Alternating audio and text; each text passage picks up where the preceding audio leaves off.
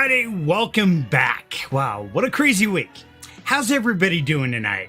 Let's see what we got in the audience. We got Mission Michelle right off the bat. Hey gang, how you doing, Michelle? Good to see you, dear. Got Wild Angel says, hi everybody. And we got Hope Giver. Hi mom, how you doing?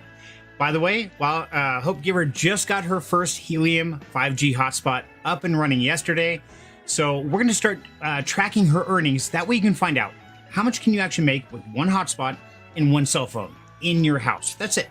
So keep an eye on Down Home Crypto because we're going to be keep up with the tally on that and find out, is it worth it? Is it a good investment? Is it not? So if that's something you're interested in, make sure to keep an eye on the chat. Now, Wadden says he is fighting with his shirt. Feels crunchy. Yes, I hate crunchy clothes. You guys tell me, do you hate it when you pull out a shirt and it's crunchy? Does that bother you? Is that good? I mean, I'm curious. Am I the only one who says crunchy clothes are bad? So let me know in the chat. I'm really curious. So Alpha Cruz, how you doing, buddy? Good to see you. So it's been a crazy week. Now, for those who don't know, I don't know how you don't by now, but if you don't, we're in Boise, Idaho. Now, of course, that's kind of a big bowl if you really actually look at it geographically. And so what's going on is right now there are huge fires all the way around us, and all the smoke from that is settling in this bowl, and it is absolutely horrid. And I was trying to get a couple of pictures because, yeah, it's crazy. It's like a dense fog outside, middle of the day, and it's all because of smoke. And so that's really bringing a lot of people problems, breathing and with asthma or anything else. And I know poor Wild Angel, she's been suffering for a while now. So if I sound funky or croaky, that's probably why. It's all the smoke in the air. It's nothing else, I promise. But we got a bunch of information, got a bunch of stuff to share with you, and we're going to have some fun. But as always, let's start the night off right. So pour yourself a drink. Let's have some fun. There's munchies and snacks at the bar.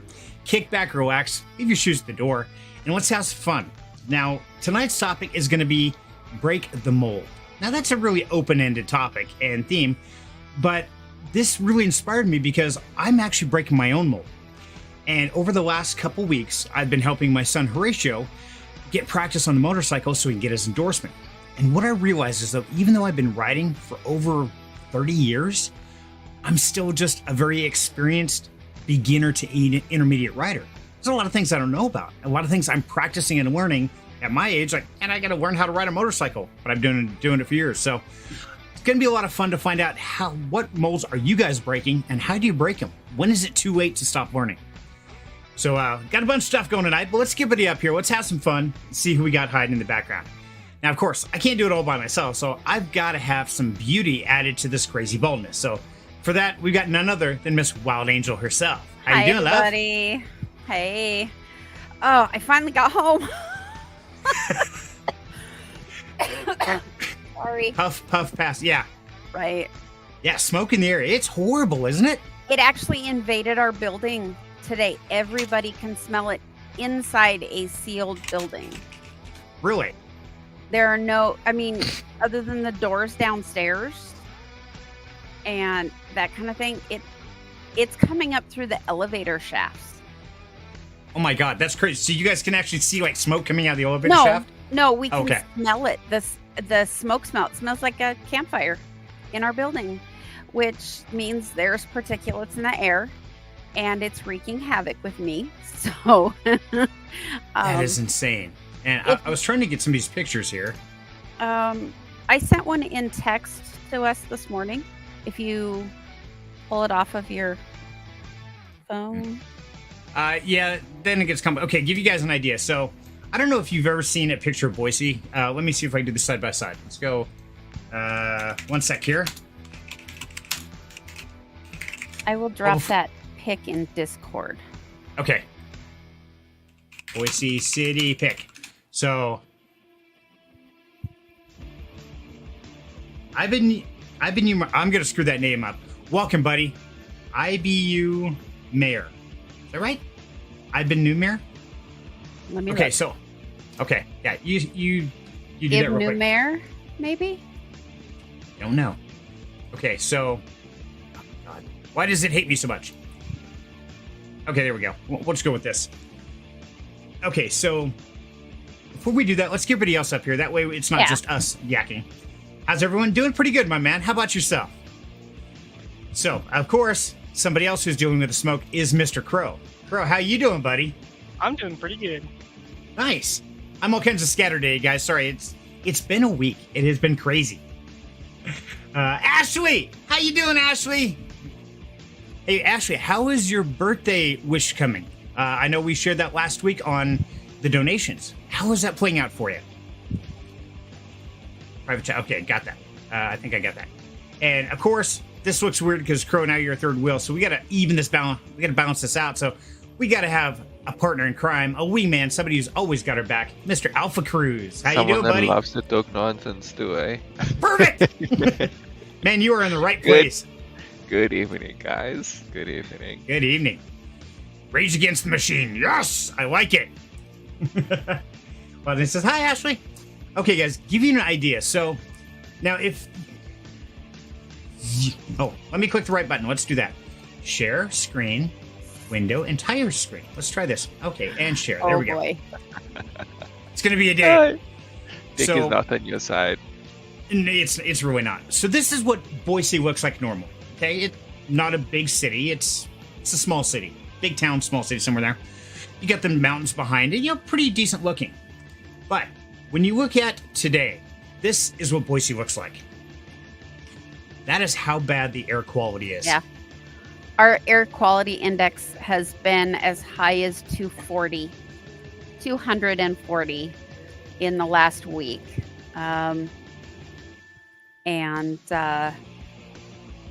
So normal day is 40 to 60, and we've been at 240.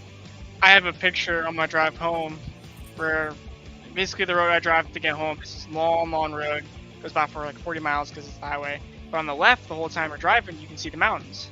I have a picture where there's supposed to be mountains and there's no mountains. It's that thick, you can't even see the mountains. You muted. You're muted, Serenity. Thank you. I don't know what the visibility is, but it's absolutely horrible out there. And the funny part is there's no weather. It's clear blue skies. This is all just smoke. It's not like it's a cloudy day, but you go outside and it's like this gray. Yeah, it's whacked. Yeah, absolutely crazy. Okay, so, Serenity, I just sent you on Discord. The second picture I sent you is today. Okay. And it shows the western half. Okay. I'll check that here in a sec. Okay. And Ash says, haven't been able to check it. Just got a new phone after Sealy snapped 2 in half in a matter of days. Ouch. I think you have the warranty on your phones. Damn. Yeah, that's horrible. He's a strong boy. He is. Sealy, you got to stop breaking phones, though, buddy. It gets expensive, my man. Yeah, real quick. Got to take care of your electronics. I mean, we like breaking the mold, but not breaking devices. Yeah. Yeah, that just doesn't play out well. But no, so it's been rather crazy here. I know. Now, Crow, you spend a lot of time outside walking around, things like that. How's that affected you at work and stuff, man?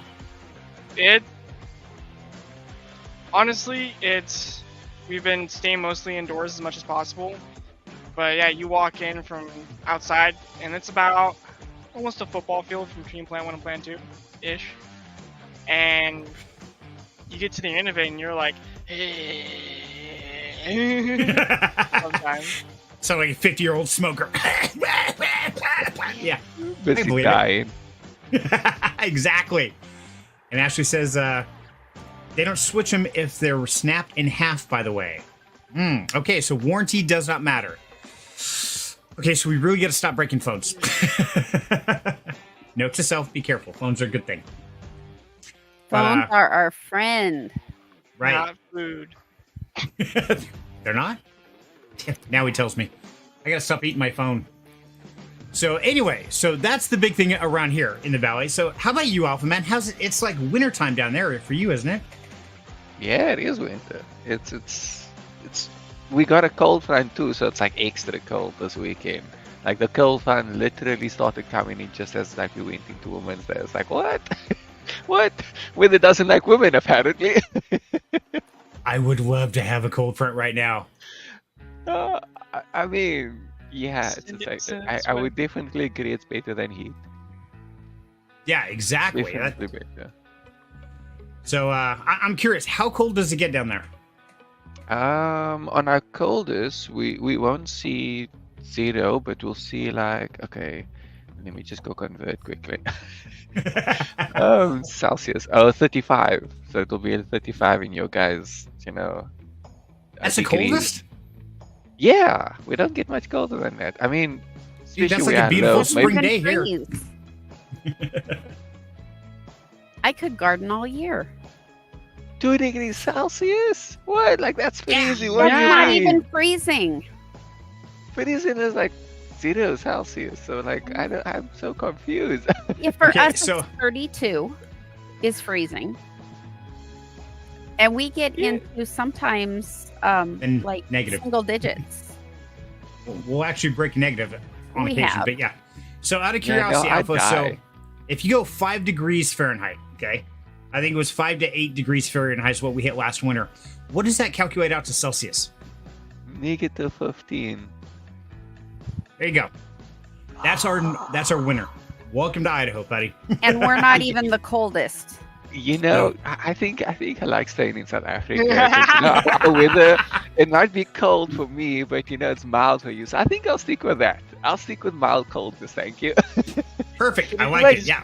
Our version of cold is like 8, 9, 12 degrees Celsius, which is like between 40, I think it's like 42 and 45 Fahrenheit or something. We don't even put on a coat till it gets under 30. I mean, come on, man. Jeez. It's kind of could funny. get Y'all wild. both different. Y'all both different. I'm sorry. I can't. I would die.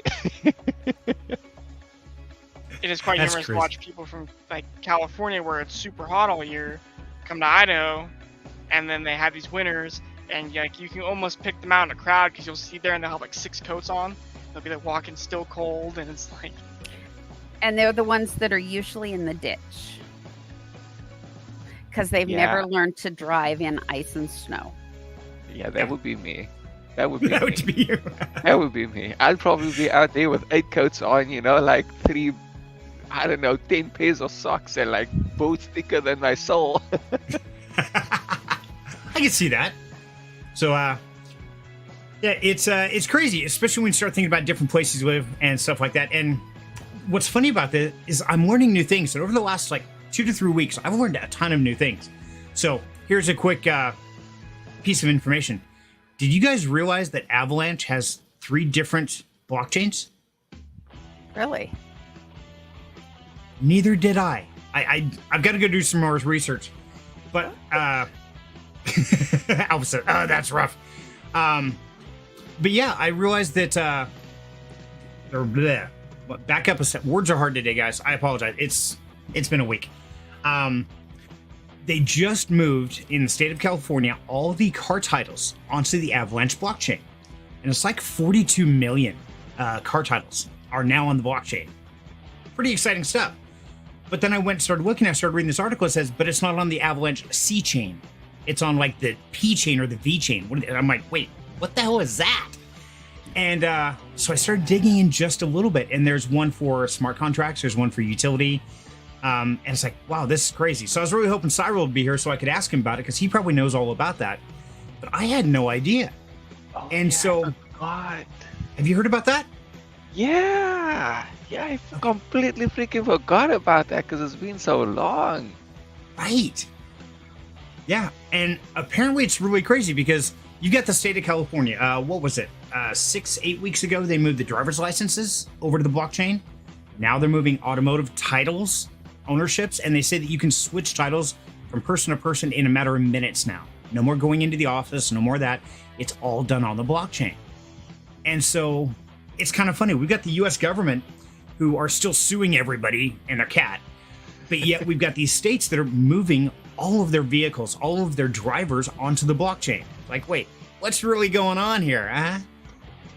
Yeah, the tail's wagging the cat. Something is not jiving. I was talking about it, the blockchain and everything with one of the guys I work with today. And he's like, yeah, I got a little bit of Bitcoin, a little bit here and there. And he says, but that's from like 2016. And I said, hold on to that. I said, and I can help you, talk you through getting more. I said, now's a great time. Right. And, but turned him on to Down Home Crypto. I mean, I gave him a card a long time ago, but when he first started working with me, and talked to him about the helium phones and the Zero to Hero series on Down Home Crypto. Nice. And we'll see. Hopefully he jumps in. That would be great. And, it's funny you mentioned helium. That's something I wanted to share with you guys. Now, a couple different things is, first of all, right now, you guys have heard me talk about the helium cell phone plan and how it's $20 a month, but yet they pay you in mobile tokens every single day you take your phone out for a walk. So I honestly have not paid a cell phone bill in 5 months. Literally, have not paid one at all. The only thing it took me to get started was to pay the first month rent, because it's not rent, service, because it's a prepaid phone card, essentially. Excuse me. So it cost about $21.80 or something like that to get started. Right now, they have a promotion going that anybody who signs up with your referral link, and this could be your referral link if you've got Helium Mobile, or mine, it's in the Discord if you want to use that. Both of us will get $25, $28 worth of mobile tokens just for signing up. That covers the sign up fee. So now it costs absolutely nothing to change over. But don't you have to order or pay that first month to even start the switch? Because so you'd still have to pay it, but you get basically reimbursed. Right. You'd get the mobile tokens back. Yes, you would have to do that during the sign-up process, but then they immediately send you those tokens. Right. So I haven't read all the fine print, but that is one of the things that's going on out there.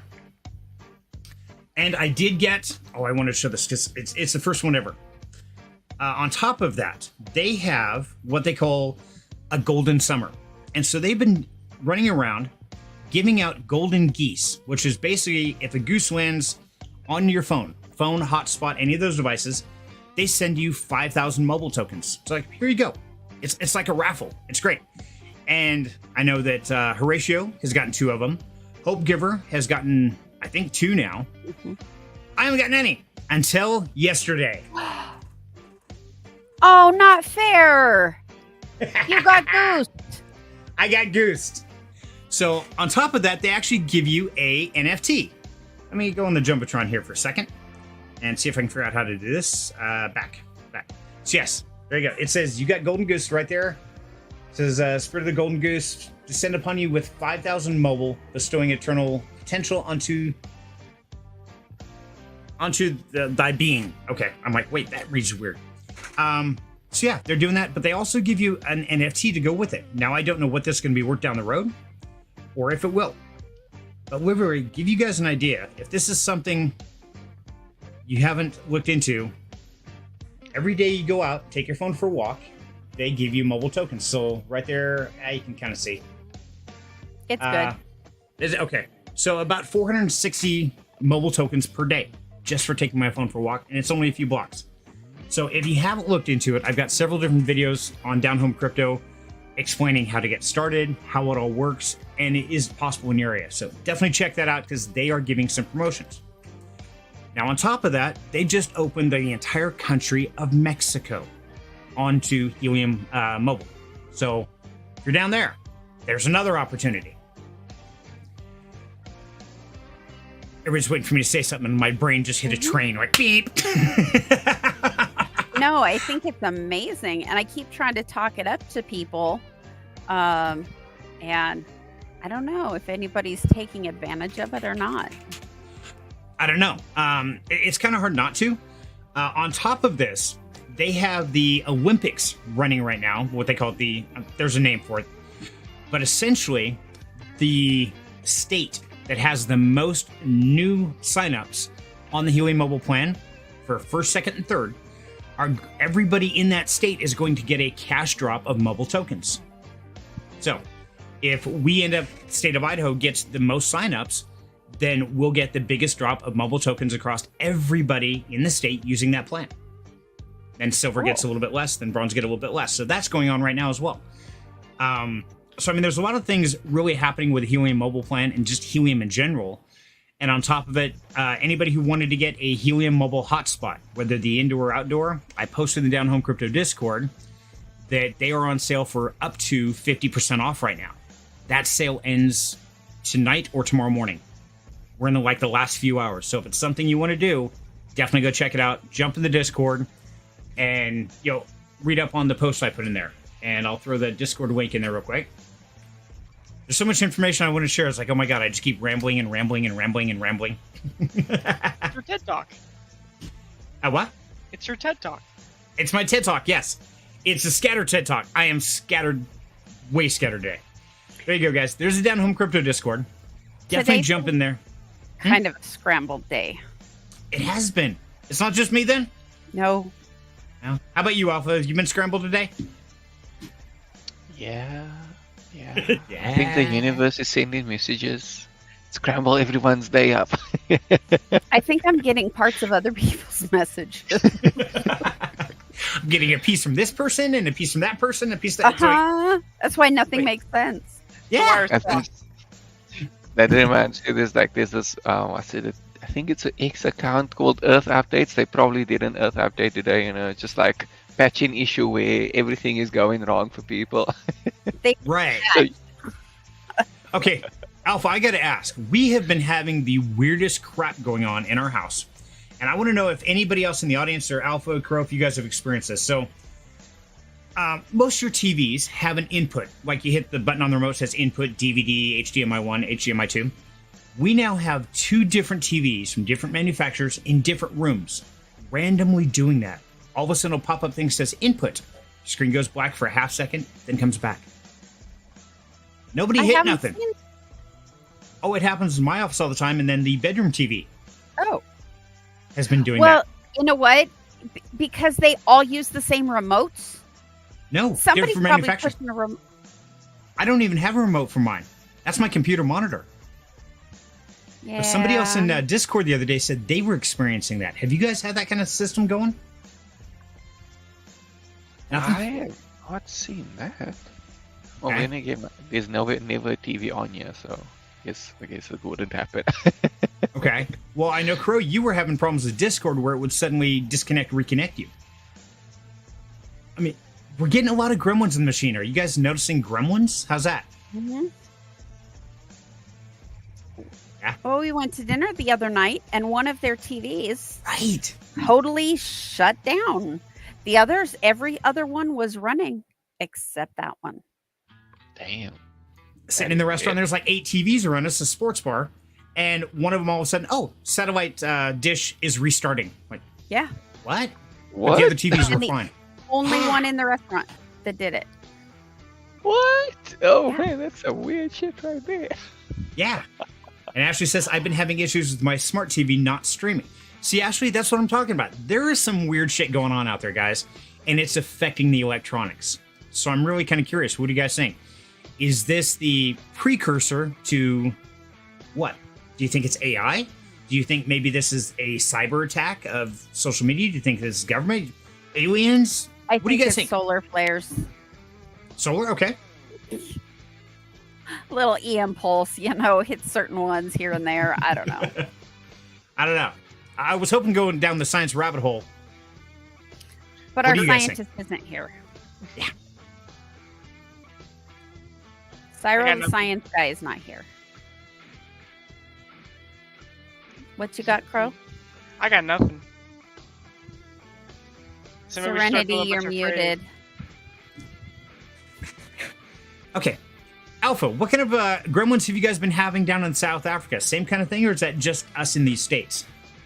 I mean, I probably don't go out often enough to see it, but no, a random issue that I've been having is like where my internet was just randomly cut out for no reason. I'm just like, okay, it's working on one device, but then another isn't, and then suddenly both works, and then suddenly both doesn't. I'm just like, what the fuck? Exactly. That's what I'm talking about. So it's not just here. You're having the same kind of weird experiences going on. I swear we need an exorcism. Ashley's Oh, having open. problems with Alexa. Oh, don't get me started on Alexa. Alexa's gone nuts, shutting down out of nowhere. I heard had to do it with the Microsoft code issues. I had that too, Ashley. In fact, I would sit here with my Alexa because I have a dot right here in front of me. And I play Pandora all the time. And I'll tell it's like, Alexa, play Pandora. And I'll see the green ring, and then nothing. And then all of a sudden, like 3 minutes later, playing Pandora, da-da-da-da. It's like, what? Then mid-song, Hey, just yo. turns off. Oh, nah, Alexa's weird. He gets That's the stuck on problem stupid. right there. Yeah, weird stuff, though. But at the same time, I could tell her to play Pandora, she wouldn't do it. But I'd say, Pandora, or Alexa, what is today? And she would rattle off the date. I'm like, how can you do one task but not the other? This is too weird. It's very weird. It is weird. So, now, of course, one thing that is not weird, and in those times when I'm feeling frustrated, I'm angry, and I'm ready to break something like snap a phone in half, how do I solve that? Well, there's only one way to do it, guys. And that, of course, is to spread some joy with the little yellow ducks.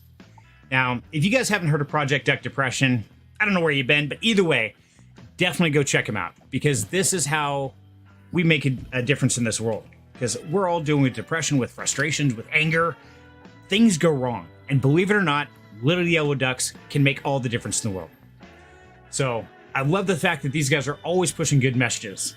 This one is, you only have 2 arms. Stop trying to hold everything together. Drop shit, have a cry, then use both hands to give people the middle finger. Yeah! I love it. This is a great saying, and there are so many good ones here. And if you just need a laugh because your day is horrible or chaotic or whatever, check out Project Duck Depression. And even better yet, whenever you go out to a restaurant, to anywhere you go, remember there are people out there that are feeling the same way. So here's what I recommend. Get yourself some little yellow ducks, spread them around. Go duck bomb.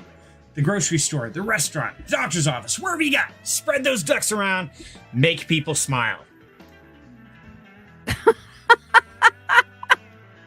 Oh, Ashley. Oh, I yelled at her for 3 minutes this morning because wouldn't shut down my morning alarm, but then played Ghostbusters with no problem. Yeah, that's Alexa. I don't know what's going down, but there are some weird shit happening in the world today. So, everybody who's watching this, or if you're watching this on the restream, let us know in the chat now live, or leave down in the comments. What is the weirdest technical gremlin you got running around in your electronics? Because something's going down. And what do you think it is? Why do you think it is? I know Ghostbusters. I developed a bad habit of waking up in the morning when I'm super tired, and telling my Alexa to shut up. Her alarm will be going off, and yell at her, "Shut up!" She'll stop playing the alarm.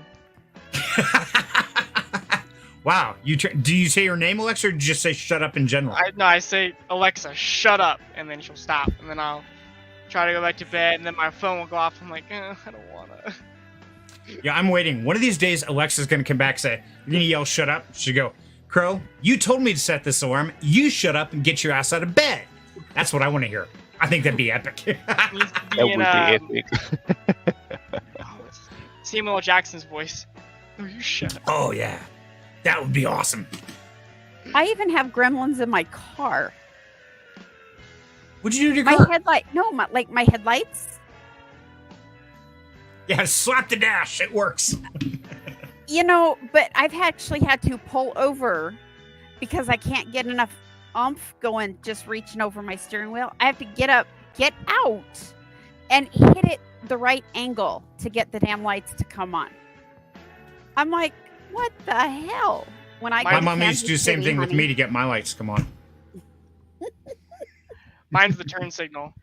My lights will. It hasn't done it for a while now, but it used to be really bad. But yeah, my lights will just cut out, and then I have to flick the turn signal on for just a quick second, and then they'll come back on. I've tried that.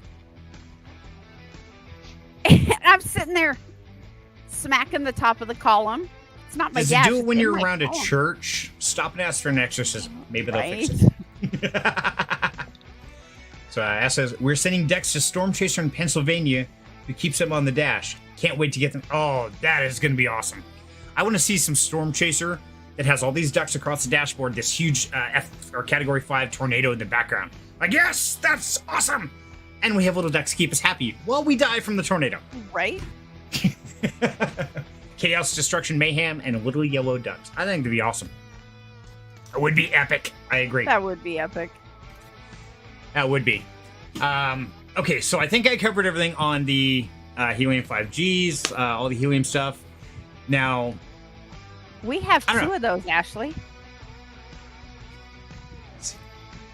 Anyone want to see a 1970s truck? Let a girl know. Want a non-computer truck for our farm, just in case. Actually, Ashley, you can still get those square-bodied Chevys here in Idaho. Pretty common, actually. I've actually got a 74 K5 Blazer, and we have a 76 K5 Blazer also. And we have them just for that reason. They run on carburation, there's no electronics, and the world could come to an end. I have no problem going out, getting in my truck, and driving away. Done. Watch them live stream with the ducks. Yeah, I want to do that, Ashley. I think it'd be great. So Send if us you a got a link. link to that, yeah, throw a link in the chat or shoot in DM or whatever, and we'll make sure to show that. Okay, so we've had enough of gremlins, ghosts, goblins. Crypto world is insane. We don't know what's going on there. The dog's wagging the tail's wagging the dog, and yeah, there's all kinds of stories happening out there. But one thing I've noticed is that the more I think I know, the more I realize I know less than I thought I did. Did that make any sense? Or should I back up? Okay. Ash says you can drive to our farm. Yeah, tail wagging the dog. Exactly. So, Alpha, you don't know what tail wagging the dog means? Nope. Is that an American thing? I think it is an American phrase. Is it? Yeah. So, the way I'm using it in this is we keep hearing about the SEC and the lawsuits and all scamming and everything else, but yet the government is not approving cryptocurrency. However, you got the states that are moving.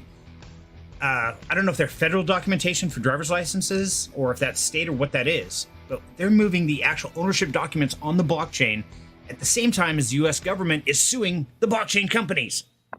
What the hell is really going on here? Okay, I see. Yeah, so yeah. It doesn't make any sense. It does not. Right, Means it's totally back tail wagging asswards. the dog. Okay, I Right. get it. Interesting phrase. I just Googled that phrase, Yes. and it says if you say that the tail is wagging the dog, you mean that a small or unimportant part of something is becoming too important and is controlling the whole thing. Things are reversed. Right. So So- instead of the dog wagging its tail, the tail is wagging the dog. Yeah. Gotcha. I think that would be a horrific thing to witness, but Right. And see, I think of the tail being the big flashy thing. It's the flag going, hey, look at me, look at me, look at me. When really it's doing exactly opposite of what the dog is doing. Just like the government and crypto and everything about it. I mean, all we hear about is the scams and the frauds and the sues and the lawsuits. Yet the government's like, hey, guess what? Let's put all your documentation, all your identity on the blockchain. Let's do that. Wait a minute, but aren't you suing the blockchains? yeah, How does that work? I'm curious makes how a it lot of works, like, sense. when you buy a pack of smokes now in California. Like usually You you what? show your when you go to buy a pack of smokes, you show your ID. Hold up, let me get in my blockchain account. Let me get Right. this. Like I feel like that's a lot of extra steps just to like show your ID. Well, and it's cool. I'm sure you still have a driver's Right. license. Yeah, you still have that, but the documentation are now housed there instead of in a filing cabinet at the DMV Okay. or on their computer system, and that way they can't be altered. I don't know the details of it. It's just really interesting where the state of California is moving all these things onto the blockchain, yet the federal government on the East Coast is doing everything totally against it. Absolutely crazy. BTK, my man, how you doing, brother? Smoke D's, yeah. Good to All we see you, do brother. is walk outside and we're smoking. Oh yeah, it's insane. It's absolutely nuts out there. So, okay, I think we covered everything, guys. So tonight's topic, I was thinking about it, and it was break the mold. Now, we all get into a pattern, and sometimes that pattern is healthy, sometimes it's unhealthy, but oftentimes it turns stagnant, and we become kind of the same person we were 10 years ago and the time before. And that's what we talked about before in Freaky Friday, is that if you don't grow, if you don't change, then you're the same person you were 10 years ago. And that's why people say, oh, time flew. Well, it did, because you did the same damn thing. So you're exactly like you were back then, because you never actually grew out of your state. Now, I found this really particularly interesting because, like I said, when I'm taking Horatio out and we're doing practicing on the motorcycle, one thing I've never been good at is U-turns. Yeah, I've never had to do many U-turns on a motorcycle. Yeah, I'm always going straight, fast, okay? But I realized, that's like an intermediate level thing. Been riding for 30 years. Why have I not gotten the cones, gone out to the parking lot, and learned those skills? So here I am, 52 years old, been riding for over 30 years, and still I'm going back to remedial classes on how to ride a motorcycle. Now, I don't think it's just me that is doing this, so I'm really kind of curious. What are you guys doing to break your molds, to break out of what you've always done or who you've always been?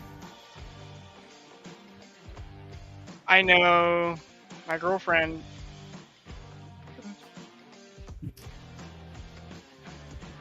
Good to have you. Got to work overtime tomorrow. Sorry to hear that, BTK.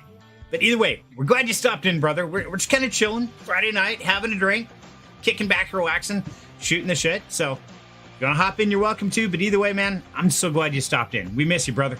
And you stay safe out there. It's getting crazy. Or is crazy. I don't know. So what's up with Ray? So I know my girlfriend for the longest time disliked Lord of the Rings. I mean, to the point where I was like, hey, talking to her about it, she's like, I don't like it. I was like, finally, like about a week ago, I asked her, why don't you like Lord of the Rings? She's like, well, I tried watching the first one, and I was sick, I kept falling asleep, I was lost. It's like, okay, well, we're gonna watch the first one from start to finish. Since you're healthy and all this stuff, we're gonna give it a new go. Oh, and she fell in love with it. She's watched the first one, she's watched the second one, we're gonna watch the third one tonight, and she's just like, yeah, let's watch another one. And I guess in that case, that's her breaking her mold, because she didn't like those movies. So what did you find was the barrier that she didn't like, or what was holding her back? It was just a really bad experience. She was sick, she didn't feel good. I mean, like, doing anything when you're sick is usually never fun.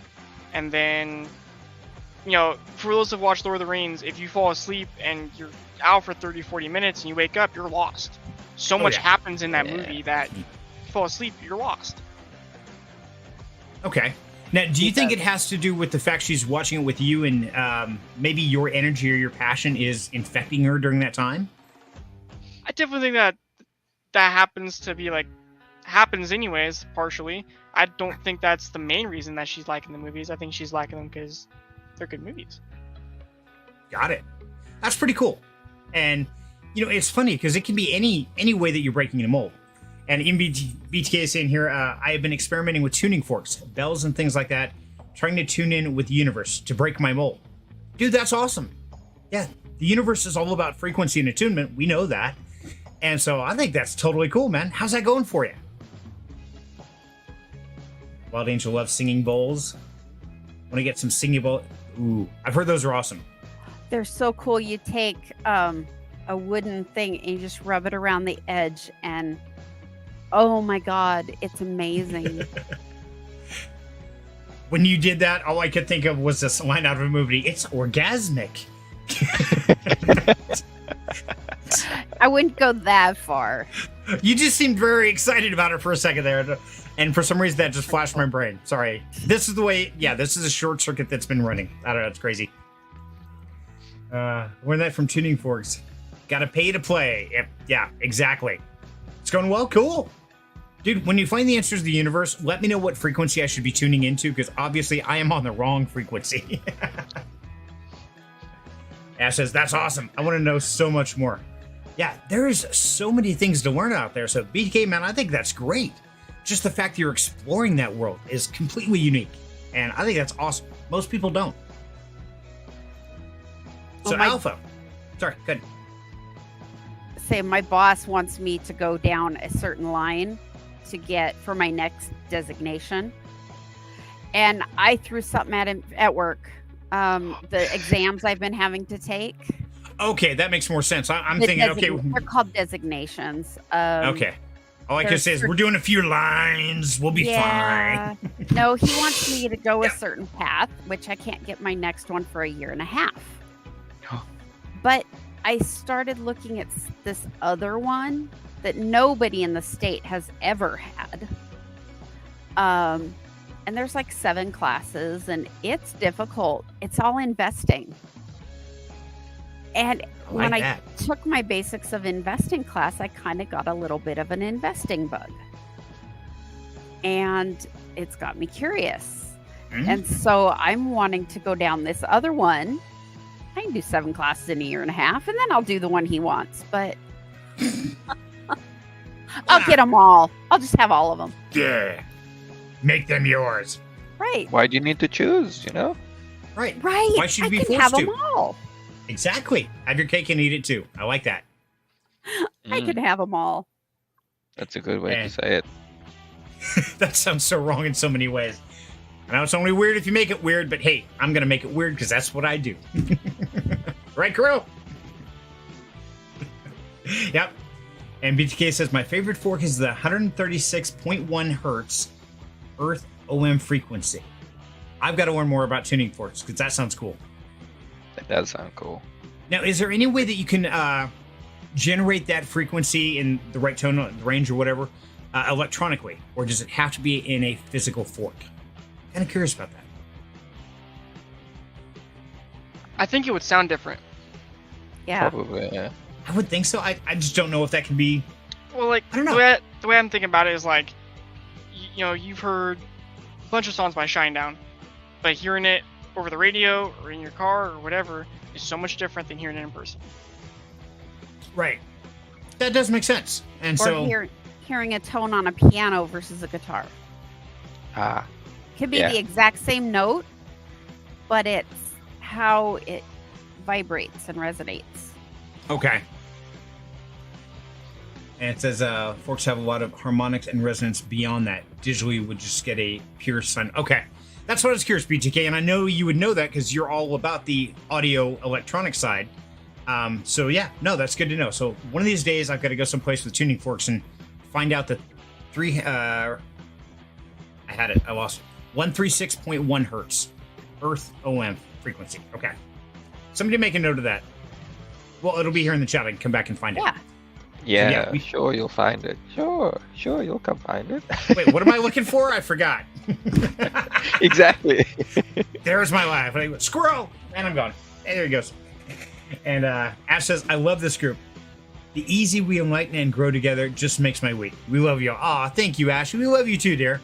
And it does. I mean, that's what Freaky Friday is all about. We're not really here on any set goal or path. We don't have, okay, if we reach this, we've accomplished it. King of the hill.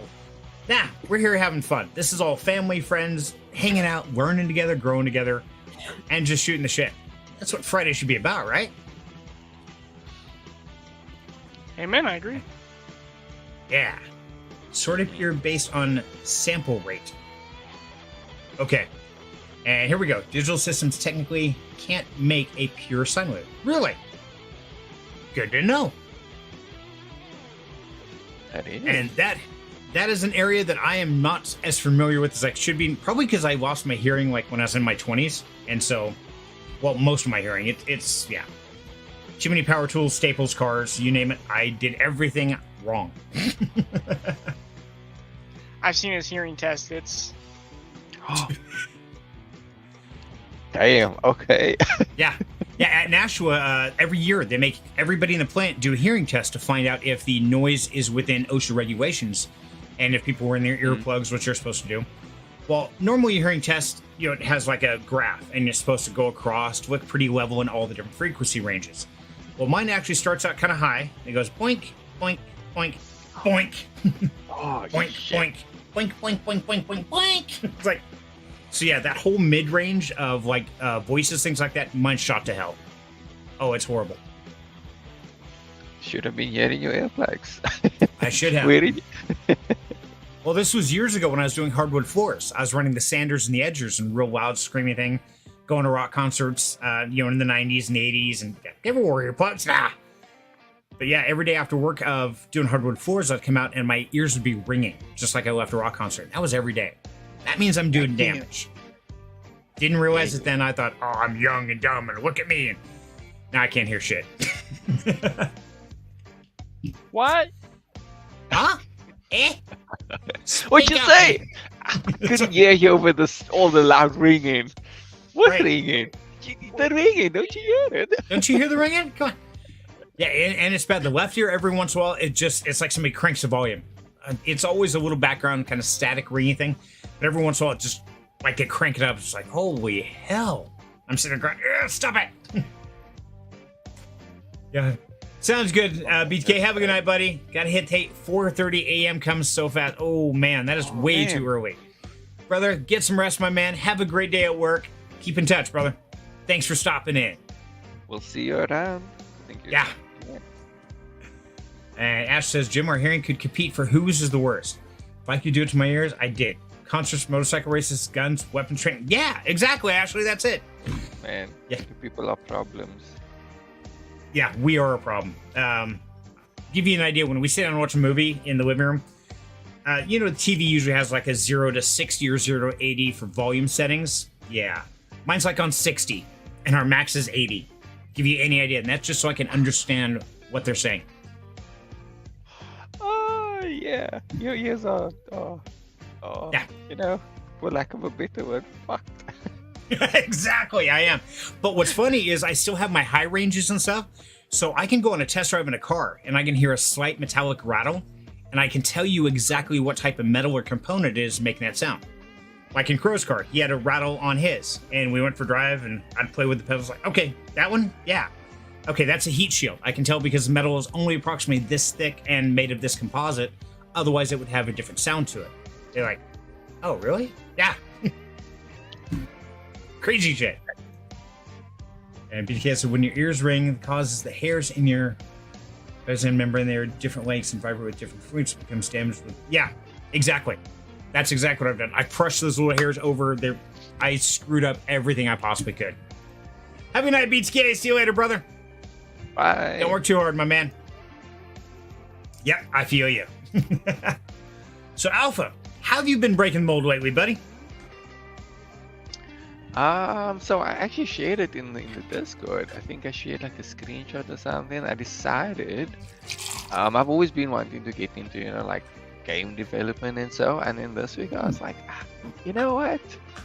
Screw, I'm gonna get into it. Let's just do it. Let's just hop in and see how it goes. And then I did that, and I'm like, every day I'm doing a little more, and I'm enjoying it. Oh my goodness.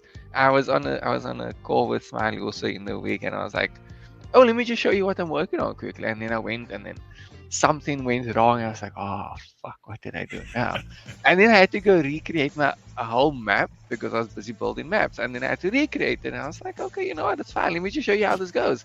And then I was busy with it. I was like, damn, watching it is actually very therapeutic. And I was like, you know, now that you mention that, it really is therapeutic doing this. It's just enjoyable building maps, and then getting into the coding part. I mean, I'm a nerd, and also, you know, it's kind of par for the course. Very geeky out here, but it's so enjoyable. Even though, like, I will do something and then everything just decides, oh, screw you, I'm not going to work anymore. I'm like, I'm gonna strangle your code. But I'm like, you know what? It's fine. I'm learning. At the end of the day, every time something goes wrong, I need to go search up why did it go wrong. I need to go look through all the settings and look at this thing and that thing, and then eventually when I find the solution, I'm like, okay, I'll definitely remember that for next time because I fucked up. Right. That's the best way to learn, man. Yeah, I guarantee it's like just like doing the U-turns in the Solemn course on the motorcycle. Those close calls, when I damn near dumped it, I caught it the last split second. Like, oh god, okay, what did I just do wrong? That's how we remember. And sadly, sometimes we've got to do it the painful way. But I guarantee once it hurts, the more it hurts, the longer you'll remember it. Exactly, and yeah. I think the funniest piece of code I ever saw, I forget exactly what it came out to, but it was something like, this happens, have a 50-50 chance. If they lost, it was delete Windows OS. Oh, I like that one. So they're like playing like rock, paper, scissors or something with their computer, and if they lost, it was told to remove the OS. Oh god. Jeez. There's some brave people right there. Right? Right. So, Alpha, I didn't realize you're doing that, man. That's pretty exciting. And, you know, a while back, Ray, my daughter, was kind of interested in doing that. And I talked to, oh God, I just went blank on his name. ZZ from Bitfighters. who is a professional game developer. It's what he does. Him and Vader both have the Bitfighters community, which, by the way, they are still working on right now, and they're working on the mobile side. So if you got into Bitfighters at all, when I did months and months and months ago, it's just quiet. They're building right now, so be ready because it's coming out. But I asked him, it's like, hey, ZZ, if somebody wanted to get into game developing like you're doing, what classes should they take? And he's like, dude, don't take any classes. Yeah, go on YouTube. Just start watching the coding videos. Start with and he gave me a few different code languages to start checking out. It was like, yeah, just go in there and start doing it. That's the best way to do it. Yep, that's it. I know a lot of people think, oh no, if you want to learn something, you need to go do a class or whatever. But I mean, just like you've been working in like electrical and stuff like that, I'm sure the best you've learned was when you're actually doing things. You didn't learn from sitting in a classroom and telling you, oh, you need this wire and this connects to this. I'm just like generalizing here because that's my knowledge limits. But like you didn't sit in a class and have someone constantly tell you, oh, this is how this works and that's how this works. Or have someone sitting on your shoulder being like, no, that's not right. You're supposed to do it like that. You tried something, you fucked up. You're like, oh, okay. What if I do it like this? What if I do it like this? Wait, maybe I could improve this. You learn because of the experience of it. So the same with code. It's like the more you try to think, oh, no, I need to go do a class, the more likely you're going to learn nothing. Right. But if you're like, or if you do what I just did, and you're like, okay, I have coding experience, so kind of advantage there, but you're just like, oh, I know nothing about this. I'm going to download it. I'm going to try it out, watch a video, and then we see what goes from there. And now I'm busy going through like this. Maybe I should, drop the playlist. I'm going through a playlist that someone built like a year ago. Just doing a simplistic game, but I'm like, I'm not going to do it the exact way he did. I'm changing things up along the way so I know, okay, why didn't he do this? Why didn't he do that? And I'm like, oh, that's why. Okay, but why is it like that? Why isn't it like this? And then it's like, so that's just kind of what you do with any kind of coding and a lot of other things, I would suppose. Nice. So, well, that brings about a question though. So, Alvin, now, I know you've been in the crypto space for a long time, and now you're getting in the gaming space. So I've been hearing about a lot of things lately, and I want to share this real quick. Let me share my screen. So on Telegram, I keep hearing about these tap games. So one of them is this egg drop I've been screwing with for a couple days now. And they're really super remedial games. Yeah. But at the same time, there's supposed to be airdrops and things for these. So how does that play together? Why would anybody do an airdrop for these little games? I mean, how does this all fit together, my man? Educate us. Honestly, I've been trying to figure that out too. It's like, it doesn't make sense to me. It really doesn't. It's like, people are playing an airdrop, but like, what are you getting out of it? I need to understand. Is it like because you people are technically playing a game, so they feel like, oh no, I'm doing something, so it's fine, so I'm getting an airdrop? Is it like just a psychology thing? But then, I think kind of what cracks it is that a lot of these airdrop games, I'm sure they have some kind of task there somewhere. If you do the task, follow the YouTube, react on a video or stuff like that. I think that's what the end goal is. Like the whole end goal is to get as many people viewing it as possible. Because then when they do the airdrop, you kind of locked in for maybe a year because they don't give you all your tokens at once. They vest it. And then you're like, oh, okay, let me stake the rest. That's what they're doing. They're locking people in for as long as possible. And I think that's the whole end game.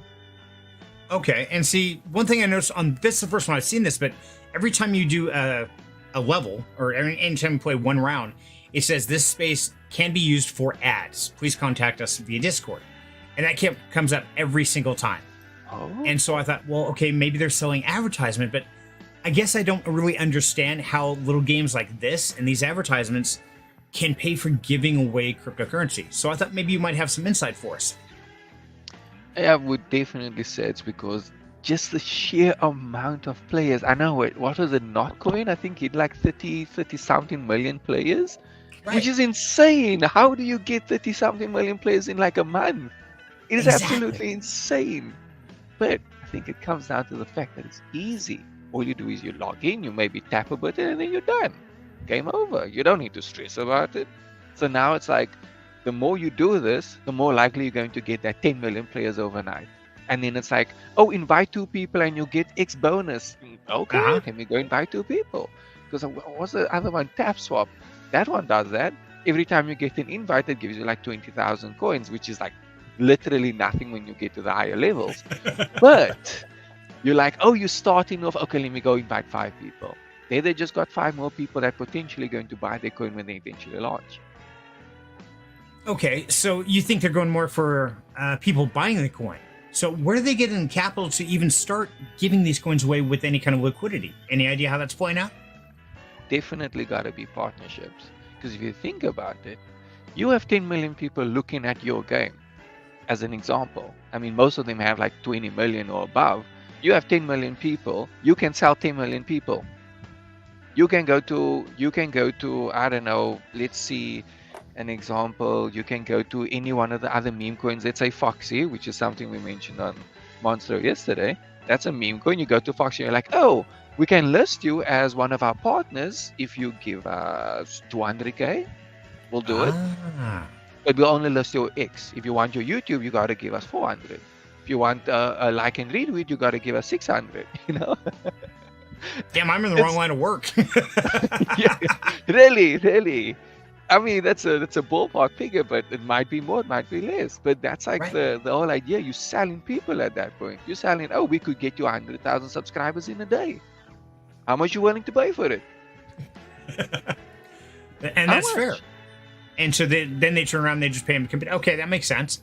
And now, have you guys noticed now in the last bull market, right towards the peak or just to start coming down, everybody was talking about Web3 gaming.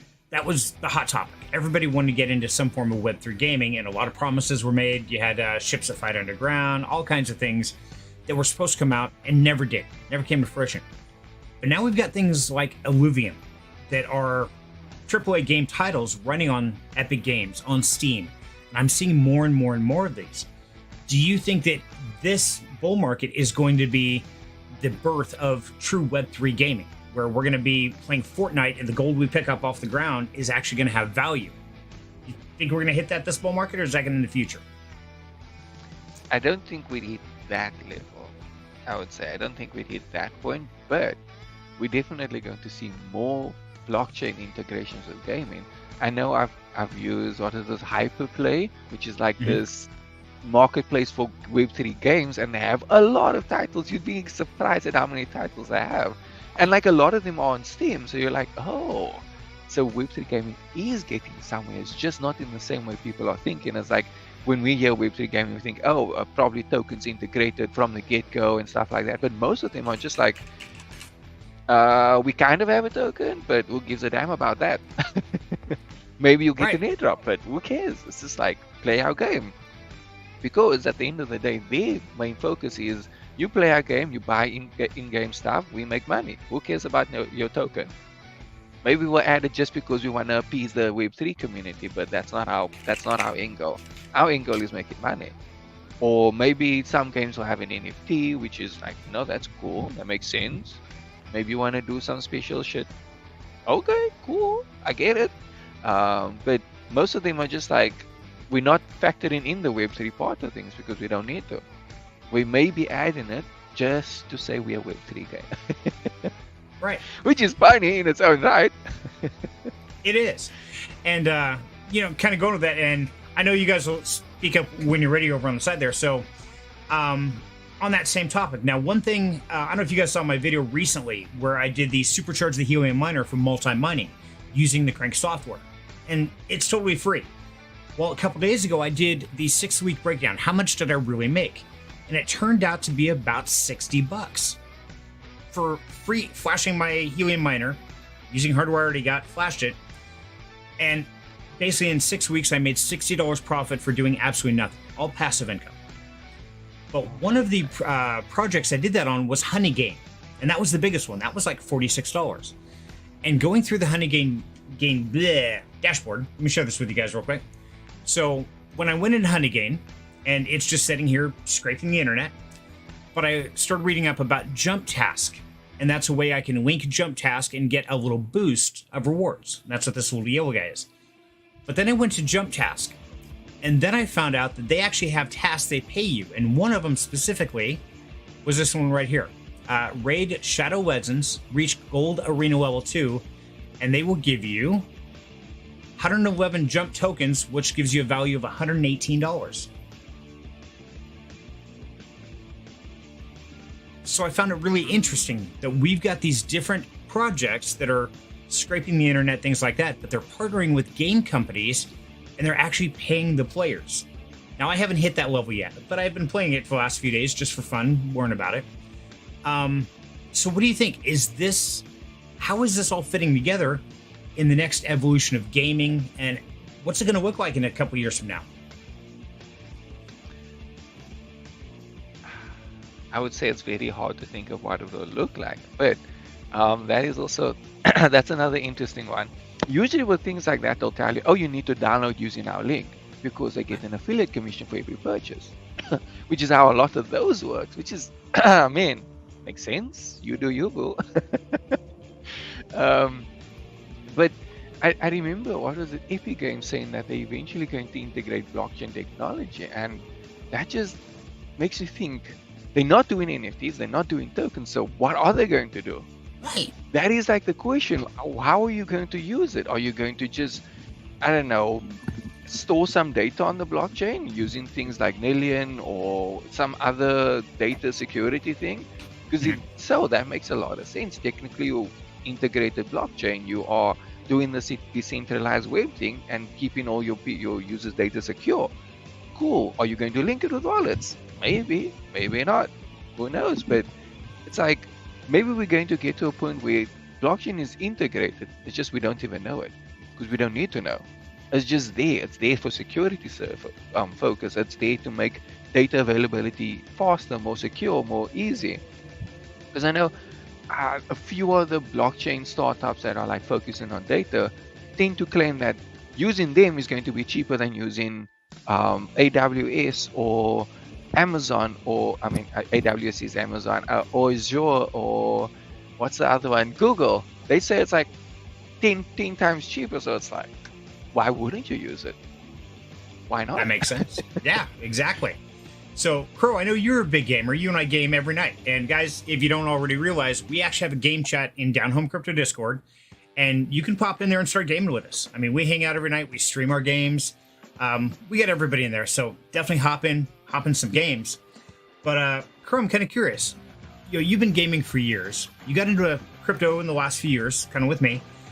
What do you see, or what have you seen as the future of gaming, and how's it going to change? I think where we're at right now, I personally don't think crypto and gaming are ready to merge. Okay.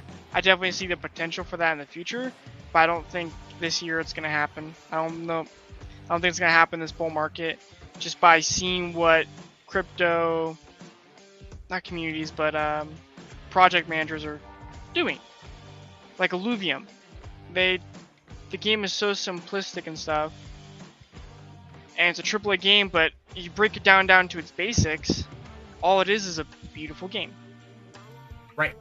I mean, down to the bones, and there's nothing there in Illuvium to drive you, in my opinion. And until you have a game company that makes the game for the game and not trying to make profit like Alpha's talking about, then merge will never happen. You won't get gamers on your game because there's nothing there. Like Call of Duty, you go in and be competitive to try all this stuff. It's a recipe that they've done for years and years and years. We go and game it because that's what we enjoy. But like Illuvium, there's not there. Well, yeah, want to murder. Yeah. I'm not really seeing that in Illuvium. Okay. So here's what I'm thinking. I would love to see, like, take Fortnite, take Call of Duty, either one. If you had to actually buy your weapon, your ammunition, your things like that, and then when you kill somebody, you steal their shit. I'm taking your gun. I'm taking your weapon. I'm scavenging through your body to get your shit. Like Ready Player One. Exactly, yeah. That's what I see gaming going to. Now, is it going to happen tomorrow? Probably not. But what do you guys think about that? Games where you could actually, if you were good at it, that you could actually succeed and earn real world value. Would that kind of break the mold and start a whole new revolution of gaming? Yes. There's games out there like that, like you got like Escape from Tarkov, something Zero Extraction. I mean, there's like 3 or 4 very popular games. Dark and Darker is one of them. You played that with me, where you go in and what you bring in with you. I mean, again, you use the the in-game currency of gold that you get off from the chest and stuff to buy those weapons. But kill someone, you take all their crap. That's your stuff. There's already games where that's already a thing. I think if you add the real world aspect to it, you could definitely draw a lot of player base. Okay, so why do you think they haven't done that yet? Because no one would want to play it because they'd be scared to lose everything. If you think about it, let's say I start playing this game, but all I have is $10 and I'm using my last $10 to get everything that I passively can. I'm like, okay, I'm going to go play a game now. I go play, but then I lose. I lose everything. I'm like, oh yeah, now I can't play this game anymore because I ain't got money to. I ain't a play to win kind of guy. I don't have the kind of money to continue playing. I think that's like the main reason. It's one thing if there's no money involved, but the moment you add that monetary value, no one's going to want to be like, oh yeah, I'm going to play this because it's fun. You're going to be too scared to lose everything. Well, and then we end up with things like Ready Player One with the Sixers, the IOA running the centers to like, yeah. I wholeheartedly disagree. I think it's more of no one's going that direction. There's not a company to do it. I mean, you don't have a company out there who's making that complicated of a game. I mean, look at Illuvium. Like I said, you strip it down to its core basics, it's just a pretty game. There's not that many complicated mechanics. There's not a game company who's willing to put the time and money into it that it may not pan out. They're not willing to take that leap. I mean, to them it is also a huge risk because, like, for game companies, the first thing they have to think about, how much play acquisition am I going to get? For game companies, the main driving point is play acquisition, and then DAU and MAU comes afterwards, which is daily active users and monthly active users. So when we see ads, their main goal is for play acquisition. It's meant to make you frustrated or make you want to play the game or just download it because you're so frustrated at this stupid ad, or you're like, oh, this looks cool, let me download it, but then you don't enjoy it. Point is, they got that play acquisition. The DAU and MAU comes afterwards because there might be 1 in 10 people that decide to play, and then maybe 1,000 of those people decide to spend money on the game, which is how it really goes. But like, if you're looking at a game where you're telling people, oh, you could lose everything, not a lot of people is going to think, oh, yeah, no, I don't want to play that. Maybe if you market it as, oh, you play this game and you could become a millionaire overnight, people might be willing to dip their toes in, spend $1 or $2, spend $10, spend $100, but it's going to be really hard to drive the point of, oh, to play the game, you have to spend money first. That's And like again, a very hard thing for people. I disagree with that also because you got, like I said, those other games, Tarkov and all this stuff, where people can go in and you can spend real money and get certain things. I think in Tarkov, if I remember correctly. So you already got people who are buying games where you can lose everything. Like you can go in with all your stuff and then you have to start back from square one because you lost. Combine that with you have the players in Call of Duty who are spending $20, $30 on just a skin of a wrestler. Dumb. So they already have a player base who's dumping money on stupid things. You got player base that is also playing games where you lose everything. I definitely think there's something there. I mean, I don't disagree. I definitely don't disagree. I would be all for that kind of game. Man, I want a Ready Player One tomorrow. Why aren't y'all doing it? But, yeah. Right. And I'm just yeah, it's like Ashley says, that more interactive and real would get me back into gaming. Ashley, I'm with you. And, especially we're getting a game developer and diehard gamer down there below us. And of course, I'm a diehard gamer for years. It goes way, way back. Asheron's Call. That was one of my first just diehard games that I get into. But here's the thought, okay? here's my idea concept, and I really want to put your guys' skill sets against this. So first of all, the game is free to play. Okay, anybody can go in and play to get started, and you start with the most basic of weapons, skins of armor, whatever. And it doesn't really matter what the theme is, whether it's Modern Warfare, it's World of Warcraft, take your pick. Now, of course, you want to buy higher things, you can buy those from the store. Now, a part of that revenue from buying that item goes into supplying the chests around the map. You know, maybe 1/100th of all revenue that's purchased goes to giving back to players. So even if you go into play for free, you could still get some value from actually playing the game. Now, of course, if you die, then part of your shit gets lost. They can rummage your things, say, okay, depending what your level is, they can take 3 things from you, whether it's your gold, your weapon, whatever. Then turn around and a percentage of all the gear that's lost on death goes back to the game company as well. And that helps pay for the game company, that helps supply the chest. On top of that, if you certain advertisement stuff you have to watch to earn so much gold per day, or however you want to play it. I think there are so many different ways in which you could do it, where you didn't have to charge $60 or $80 to produce a new game. It would actually be a self-generating revenue system by people buying into the game themselves, buying the gold, buying the weapons, upgrading their stuff. By this time they spend there and the advertisements there, that would give you your player base. You're talking about Alpha Crews. And then on top of it, anytime they want to upgrade, Pro, like you're talking, people are paying $20, $30 for just a skin. They don't even own the damn thing. It doesn't give them any benefits. Now, $30, you buy this skin, it's going to give you a +1 attack speed. You buy this weapon, it gives you a +1 damage, or whatever you want to do. Why couldn't you put that all together in an actual open world game or something that has accomplishments or something to do, a guided one, not like Illuvium that's just a card-based game? I mean, like I said, you boil that down, it's nothing more than a card game, straight up. And it's really simple and remedial. But then on top of that, you make it so those people can sell those components that they get. Now they're driven to go in and get those higher weapons. And you have something like Ready Player One, like Wild Angel's talking, where you have one artifact, every week or whatever, and a whole series of quests you have to accomplish to get that artifact. But if you get it, that's a one of a kind. That's an NFT. That's something that is soul bound to the account or whatever, or it can be traded once or some kind of configuration where people are spending the time, the money, they're buying the stuff to get that component. And they can turn around and sell that component. I mean, you start putting all these together. Is it feasible? What do you guys think? I would say yes. Now, I know it probably sounds a little contradictory.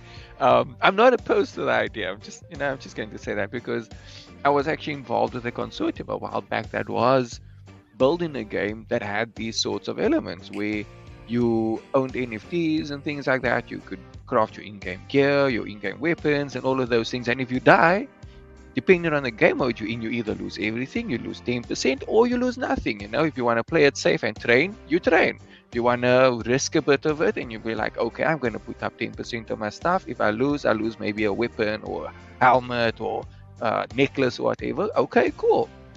That's your risk. Or you go complete deathmatch, and if you win, you get everything of your opponent. Or if you lose everything. That's on you. That's your choice. And unfortunately, they never went through with it. I'm very frustrated about that. Because I had quite a few assets that would have qualified in this game. So, yeah, sometimes frustration gets there. But the idea would definitely work, depending on how it's executed. Like you mentioned the free-to-play part. If there isn't a free-to-play in the element, it might be hard to continuously increase your player base because people tend to be a little more resistant to buying a game and then playing it, especially if you're going to continue playing things. Like I know a lot of mobile games where you have to play first tend to do less wild than games where you can just hop in and then they hit you with all the endless microtransactions because microtransactions work. They really work. They really bloody work. But it's like you need that sweet spot. You really need that sweet spot. Once you hit that sweet spot, this is like, you in for the win. Right, exactly. And yeah, I'm with you, Ashley. Yes. And you think about it, the latest upgrade to the Ethereum blockchain. I hate Ethereum, by the way. But the blobs, that technology that lets the game company do all the transactions there and upload that in a blob instead of trying to do it in real time on the blockchain. So it still has the same security, same capabilities, yet it doesn't have to be done in the time it takes to run a transaction on the blockchain. It can do it in a cluster. So, I mean, there's a lot of possibilities here, and I'm really kind of curious. Do you guys think somebody is already working on this and they're just keeping it very hush-hush? Nothing to what you're talking about, because my 2 cents about it is the potential is there. The gamer base, I think, would fall for it and love it. The only hard issue is we as gamers have been, in my opinion, very spoiled with our games.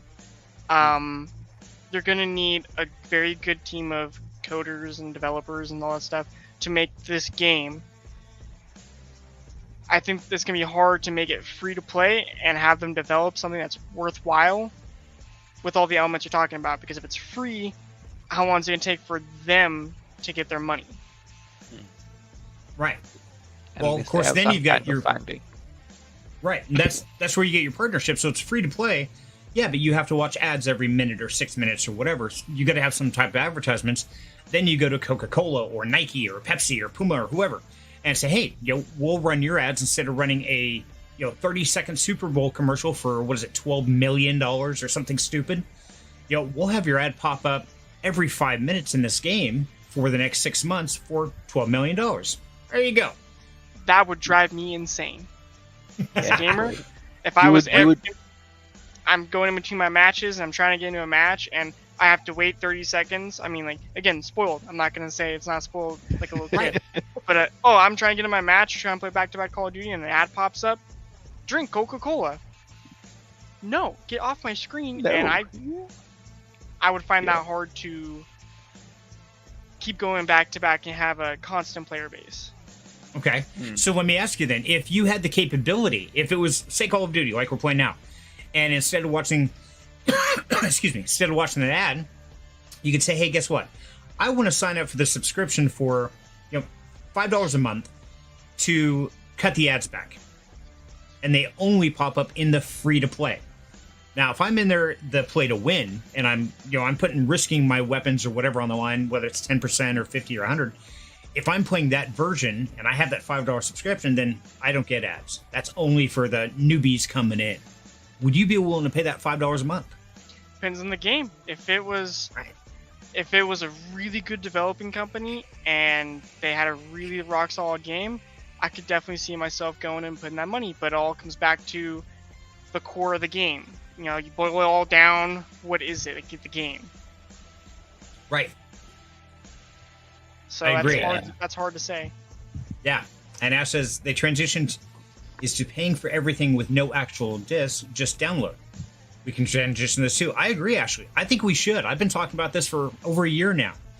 And I was really hoping that some of these, like Illuvium or Star Atlas, some of these games would take it to that level. Because there's got to be partnerships. There's got to be companies that say, hey, I can see this. Because, we've talked about this before. You put the revenue of the gaming industry, it beats out the food industry and the entertainment industry combined. That's right. Every movie that's ever been made, every restaurant, every dollar they make, you put those two together, the gaming industry makes more money than they do. That's insane. That is like the biggest money generator in the world, is gaming.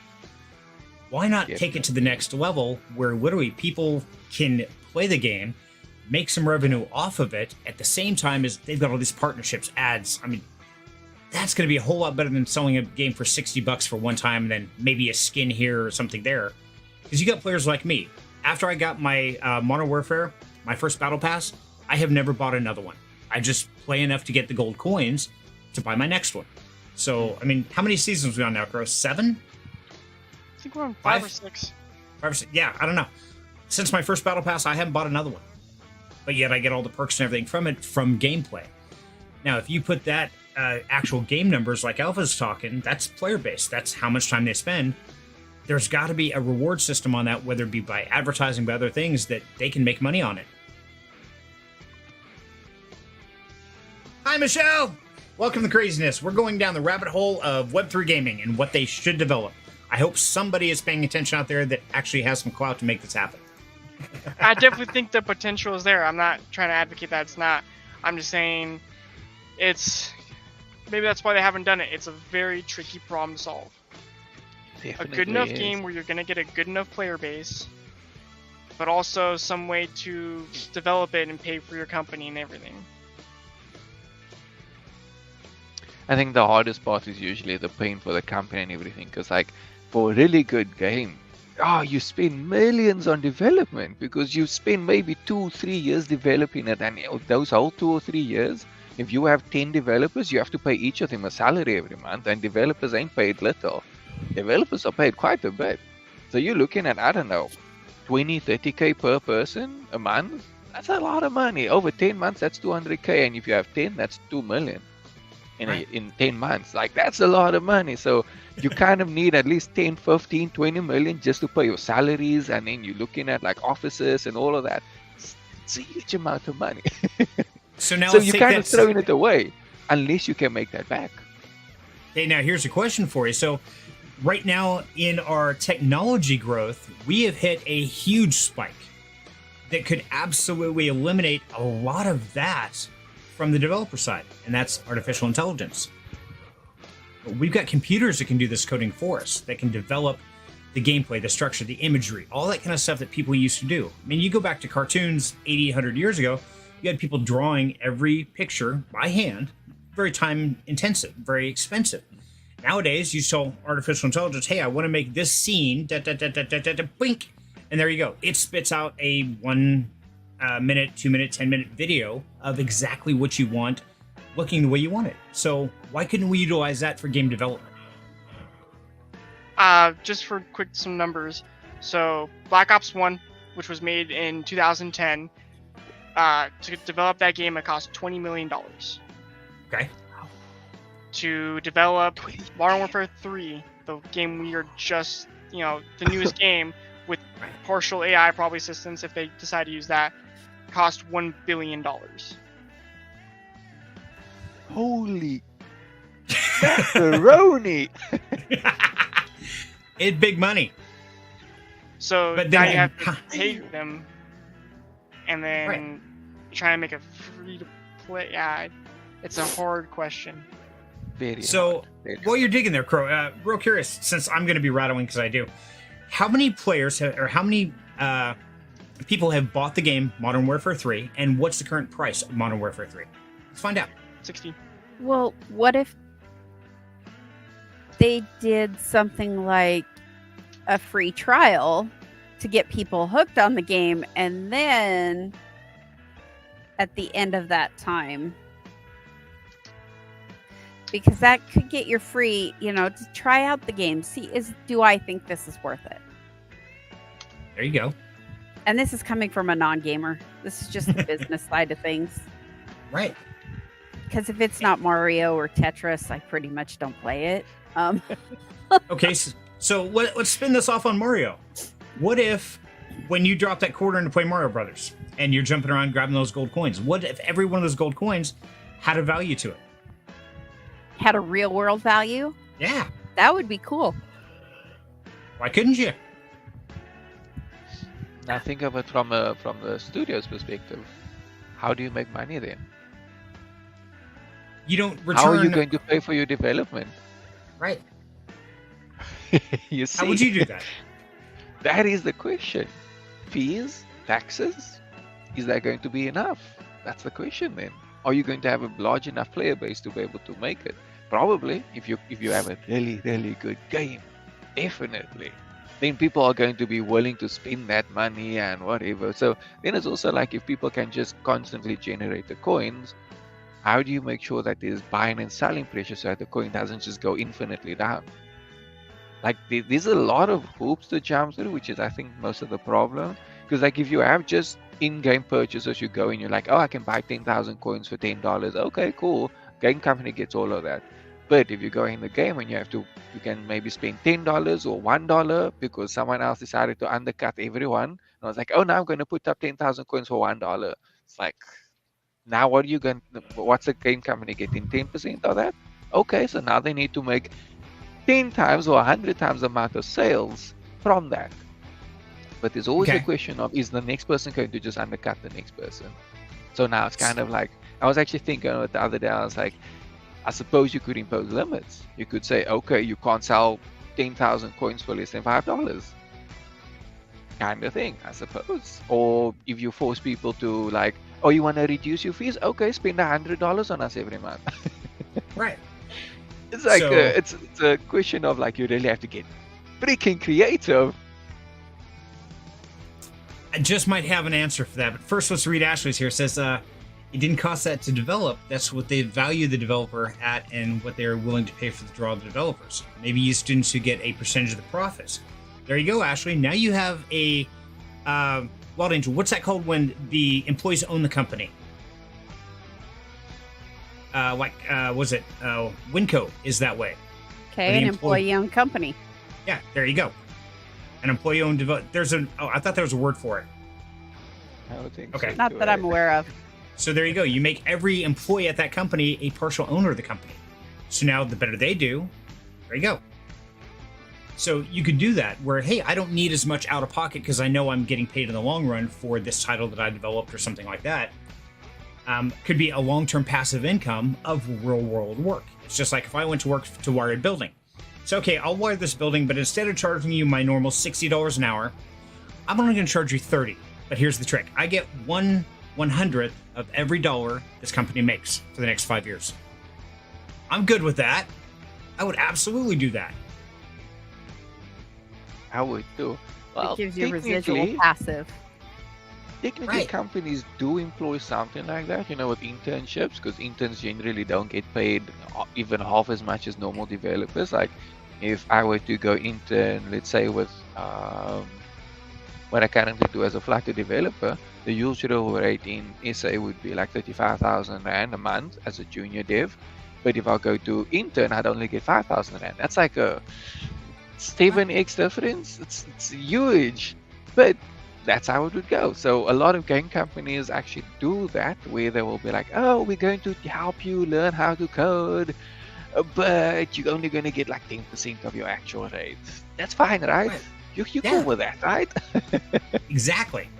And so there is a word. Apparently it's called cooperative, according to the economics husband.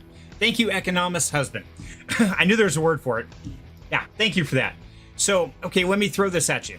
Okay, any sporting events, okay, whether it's car racing, golf, football, take your pick. You've got all these signs out there. And even in movies, if actor is eating a bag of Doritos, well, Doritos had to pay to have that actor eat that Doritos instead of Fritos or Lay's or whatever else. What if in the game, your players were actually interacting with components that were sponsor based?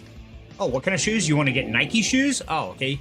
Well, that costs this much. Or you want to drink a power up or heal. Oh, well, then you have to buy something from Band-Aid brand. Now you're running with the actual real world assets. Oh, man, I won that game because I healed with Band-Aid. Shit, I got to start buying Band-Aid brand because that's the best shit out there. Or I got to drink Coca-Cola because that's going to give me this power. I mean, you think about it, they could actually waste that within the game. Yeah, that would be cool. That would definitely be cool.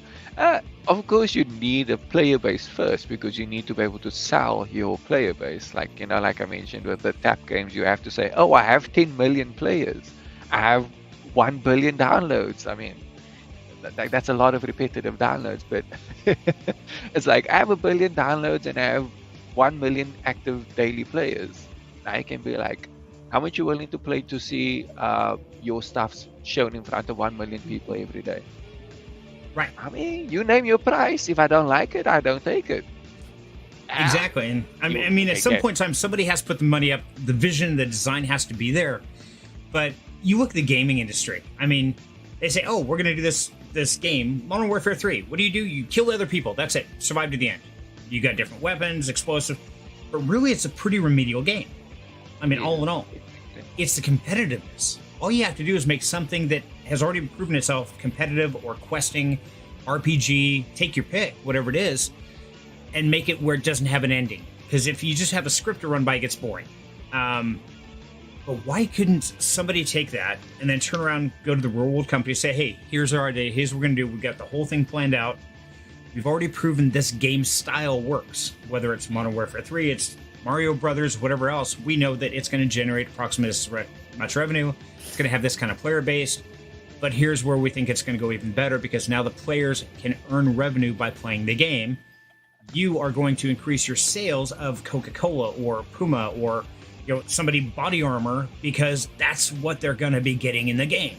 Now they know that, hey, if you want to get better at this game, well, your player has to drink Coca-Cola. So what are they going to do? They're going to subconsciously go to the store and buy Coca-Cola instead of Pepsi. There you go.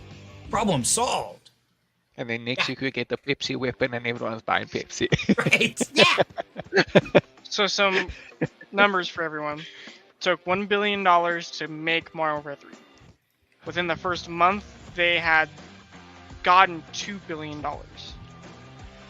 I can't find anything for current day, but I know that in January of this year, the gaming industry made about $5.1 billion, and Call of Duty Modern Warfare 3 was the #1 game sold in January.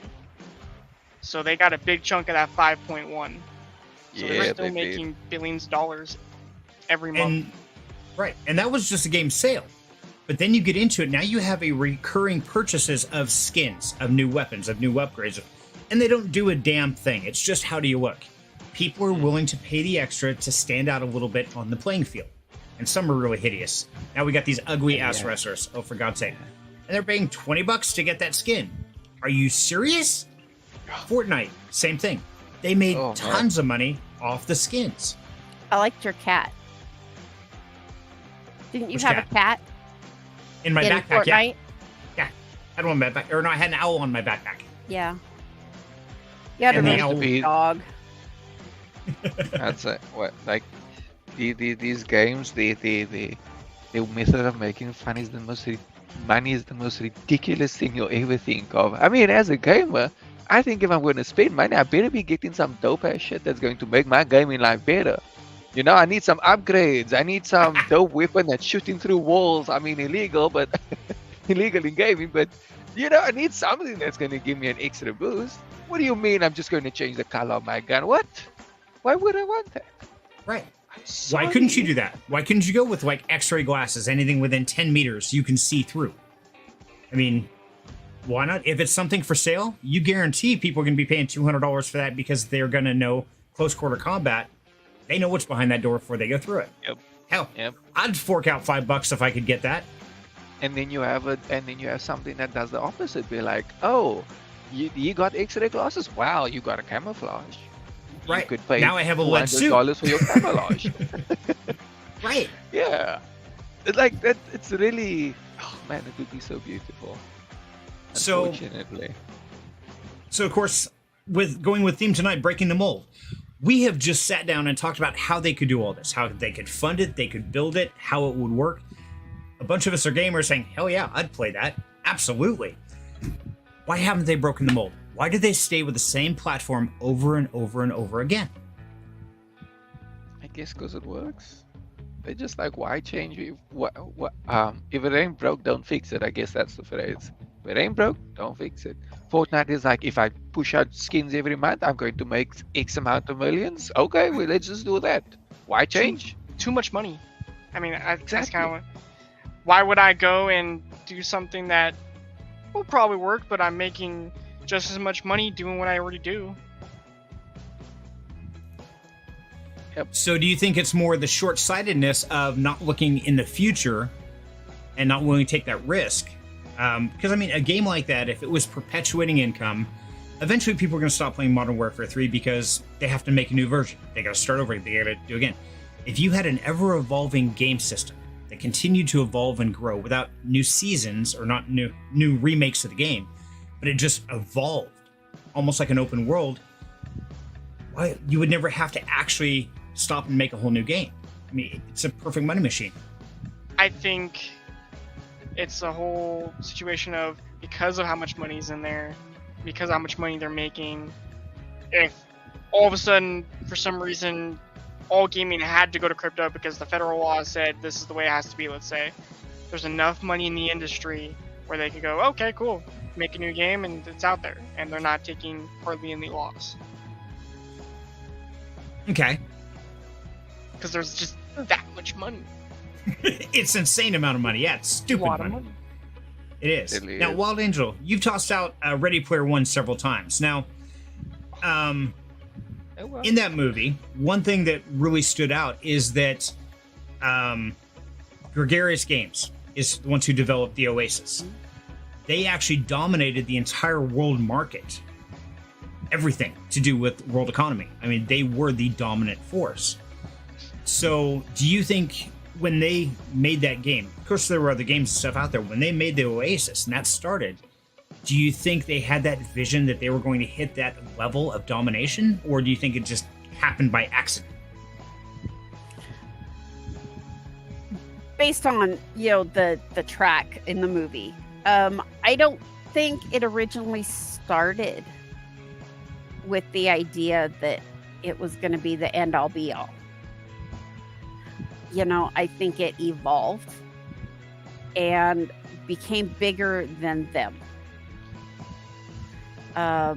Which with AI and everything, I could see it becoming bigger than the people that create it and really taking off. And I mean, I can see a lot of this happening in the relatively near future.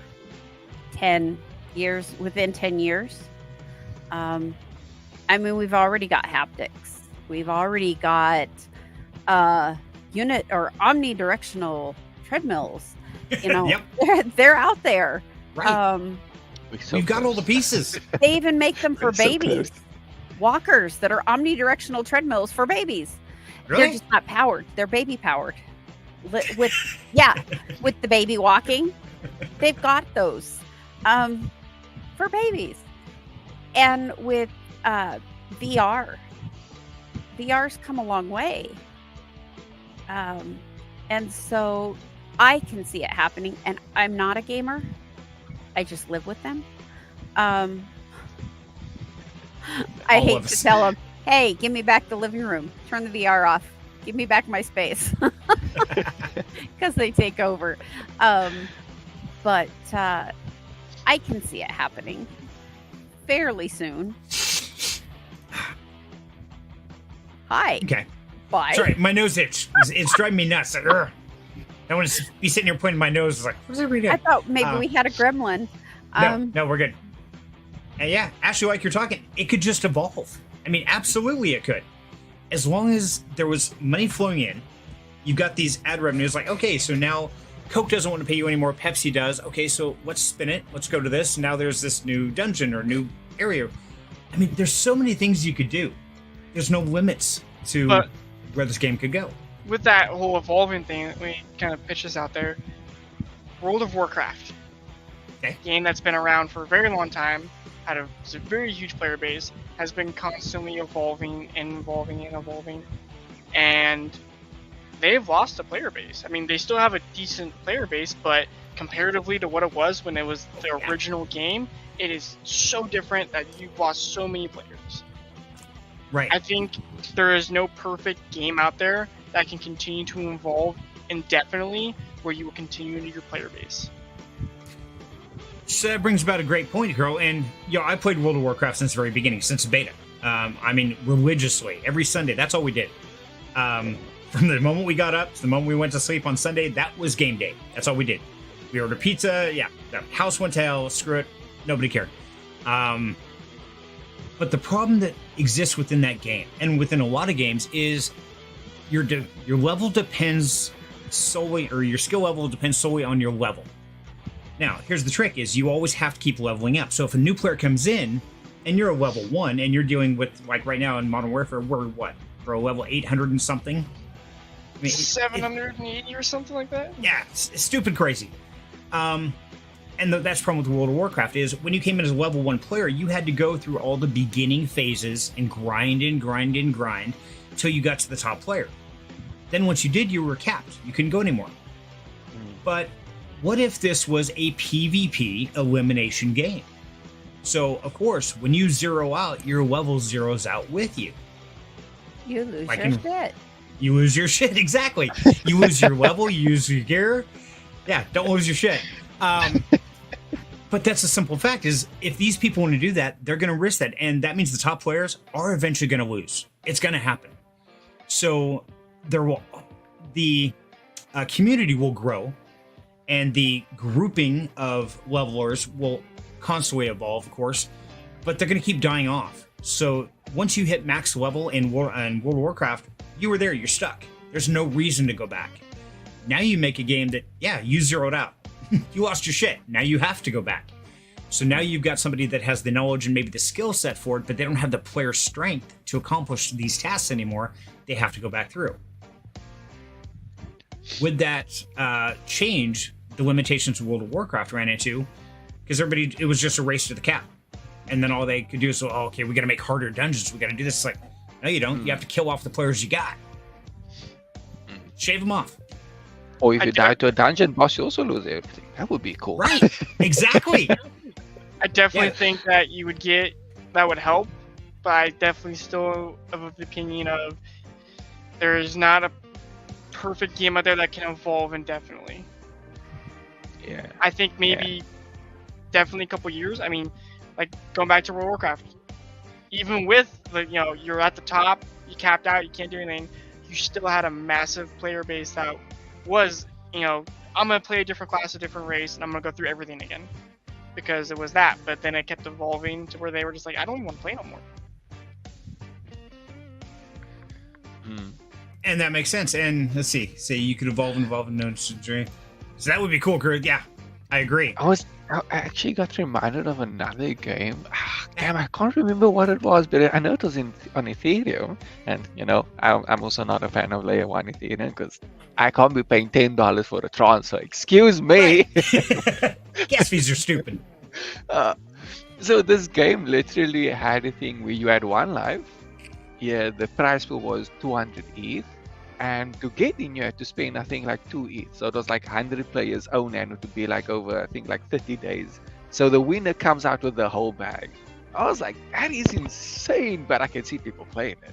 I can see people wanting to be like, I mean, if you got 2 ETH, you're probably rich. So, you're probably stupid rich if you're thinking of using 2 ETH on a game. Exactly. I was like, oh, that is such a fascinating thing. And then the idea of evolving also reminded me of another game called Cradles, which is like based on the prehistoric dinosaurs and things. And the whole basis of that game is you have to go out, you have to play, you hunt, you maybe use your arrows or swords or whatever, you want to fly. Like the game has a lot of aspects to it. I don't know if it's like fully out yet. I know last time I checked it was like beta, private beta or something. But like you had to do that, and you had to, because if you didn't, your world was going to end, quite literally, and you'd lose everything. So the game worked on this time basis where you had to collect these shards, which are tokens. Then you have to feed these shards to the world to extend the time of the world. If you continuously extending the time, the world stays alive. If the time of the world runs out, well, bye-bye everyone. You gotta go start something new. And you can build cities, you can build, like, it's very open world, these kinds of things. I was like, that is freaking amazing. I love the idea. So it kind of has all of those elements. So, I don't know. Could be interesting. Okay. I think the main issue is that, like, Crow said Illuvium looks beautiful, but that's all it has going for it. I agree. It's a lot of convoluted things that kind of doesn't make sense to me, because I think, oh, Pokemon, and then I'm like, oh, wait, Pokemon Go. Wait, what? I'm so confused. Wait, when did Axie Infinity get involved? Exactly. It's like, it kind of gives me that. It makes me very confused. But that it has the beauty of it. Cradles does not. So if Cradles had the beauty of Illuvium, with the graphics and the gameplay and things like of Cradles, I think that would be really massive. Okay, so what do we put all these pieces together? So bear with me for a second here. So one of the things that most games have a problem with is their limitation, their environment. Okay, so you take World of Warcraft. Okay, it was the one world. You take Modern Warfare 3, it's that battle zone. You take Mario Brothers. Well, it has its levels. That's it. There's only one action to perform per game.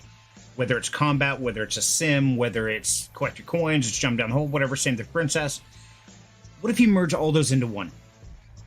Then on top of that, Alpha, you just threw out an awesome deal. You take an open world environment where you have to have the farmers to buy the food. People, the warriors, the players have to consume food. Well, the people who want to play the sim game, like Wildlands, you might want to be a farmer. Okay, you want to grow corn and stuff. The players have to buy your corn. Every time they make a purchase of your corn, you get some of that revenue. The company gets a little piece of that revenue. And you have to buy your tractors, your gas. You've got this whole open world environment. Then the soldiers, they of course have to buy their weapons, their ammo, things like that. They're going out in this battlefield and they're fighting East versus West or whatever. But on top of that, you couple that with an outside force, such as an alien invasion. Okay, so maybe you've got the East and West factions or whatever, the Horde and the Alliance. You couple that with an alien invasion from Star Wars, take your pick. Now you got Darth Vader coming in, and if that faction doesn't defend their city well enough, not only from the east or west, but also from this alien invasion, the city gets wiped out. Farm is toast. The farmers, the school kids, everybody dies. Now, everybody in that city is zeroed out. Now, of course, the aliens took some of that. The company took some of that, but some of that's still laying on the ground. But now you have like this whole battleground that's been decimated with random debris scattered all over. So us as players say, hey, we know that, LA got nuked by the aliens, but there's a lot of shit still laying there. So let's gear up, let's go in a squad, and let's go try and clean some of that stuff up. Well, 30% of it went back to the game company, so all that's off the map, and they took that as revenue. We go in and we try and scrape some of that up. Now, if we zero out, our shit adds to the pile, where if it's a dungeon boss or whatever, all those dead bodies around, well, a lot of their shit's still there, but of course you got to kill the dungeon boss first. So, you could have this constantly evolving and changing, putting outside force like Alpha's talking there, an alien invasion or whatever you want to call it. A catastrophe. Right, yeah. Earthquake. Dude, sorry, your house just fell gone. So kind of like getting like King Kong. Right. Yeah. Ready Player One had a lot of those factors to it. But then you put a catastrophic environment, whether it be earthquake, flood, tsunami, alien invasion, EM spike, take your pick, whatever it is. Randomly, people are zeroed out from some catastrophe. Okay? Well, you have different tiers of land. You have like a land where it's like super dangerous, but the rewards are worth it. So you go in, you're like, I could die immediately and lose everything, or I could strike it rich, get out quickly, and boom, I'm good. Right, because I know that the squad before me, those were like 3-year veterans. They had a ton of shit on them, and they all died. So I got to go get some of their shit and get out before I die. There's a reason to send you into the wasteland. Would be wonderful. That'd be kind of cool. There you go. It would be. Maybe someone somewhere out there is busy making it. We just need to patiently wait and hope that we hear of it. Do we wait or do we push it? If not, we kind of need to figure out how to get that done. All right, we'll start a fundraiser for $1 billion. Get this game developed. Let's go. Do a GoFundMe. And that's the trick is, it could be done. And literally everybody, and I think that's what a lot of us were looking at the metaverse. We're really looking at that becoming, was that type of open world environment growth thing like that. But it all turned to advertisement. Okay, well now you can go there and you can buy shoes and stuff. Okay, well that's great if you want to go shopping, but it doesn't make any sense. It's not an actual game or an enjoyable environment. It's pretty boring. So how do we couple all these together, and do you guys think somebody's already doing it? I would hope someone is. If they're not, they're stupid. Facts. Keeping it real. I love it. So I know Ashley's out there watching, and I know we had somebody else roll in and out. Oh, Michelle. And obviously we've got 7 other people watching, so people are paying attention here. What do you guys think? If this game that we're talking about, if this world existed, would you be willing to play? I would be there day one. I'd be in the beta, man. Alpha. Sign me up for the alpha. I'm all over it. I would wonder, what kind of gamer would you go for then? Like, what kind of playstyle would you go for in a world like that? Would you have to choose one playstyle? That's true. Why couldn't you be a farmer during the week, and every Saturday you and your squad get together and say, okay, we're going to go out to this last decimated city and we're going to try and scoop up some shit.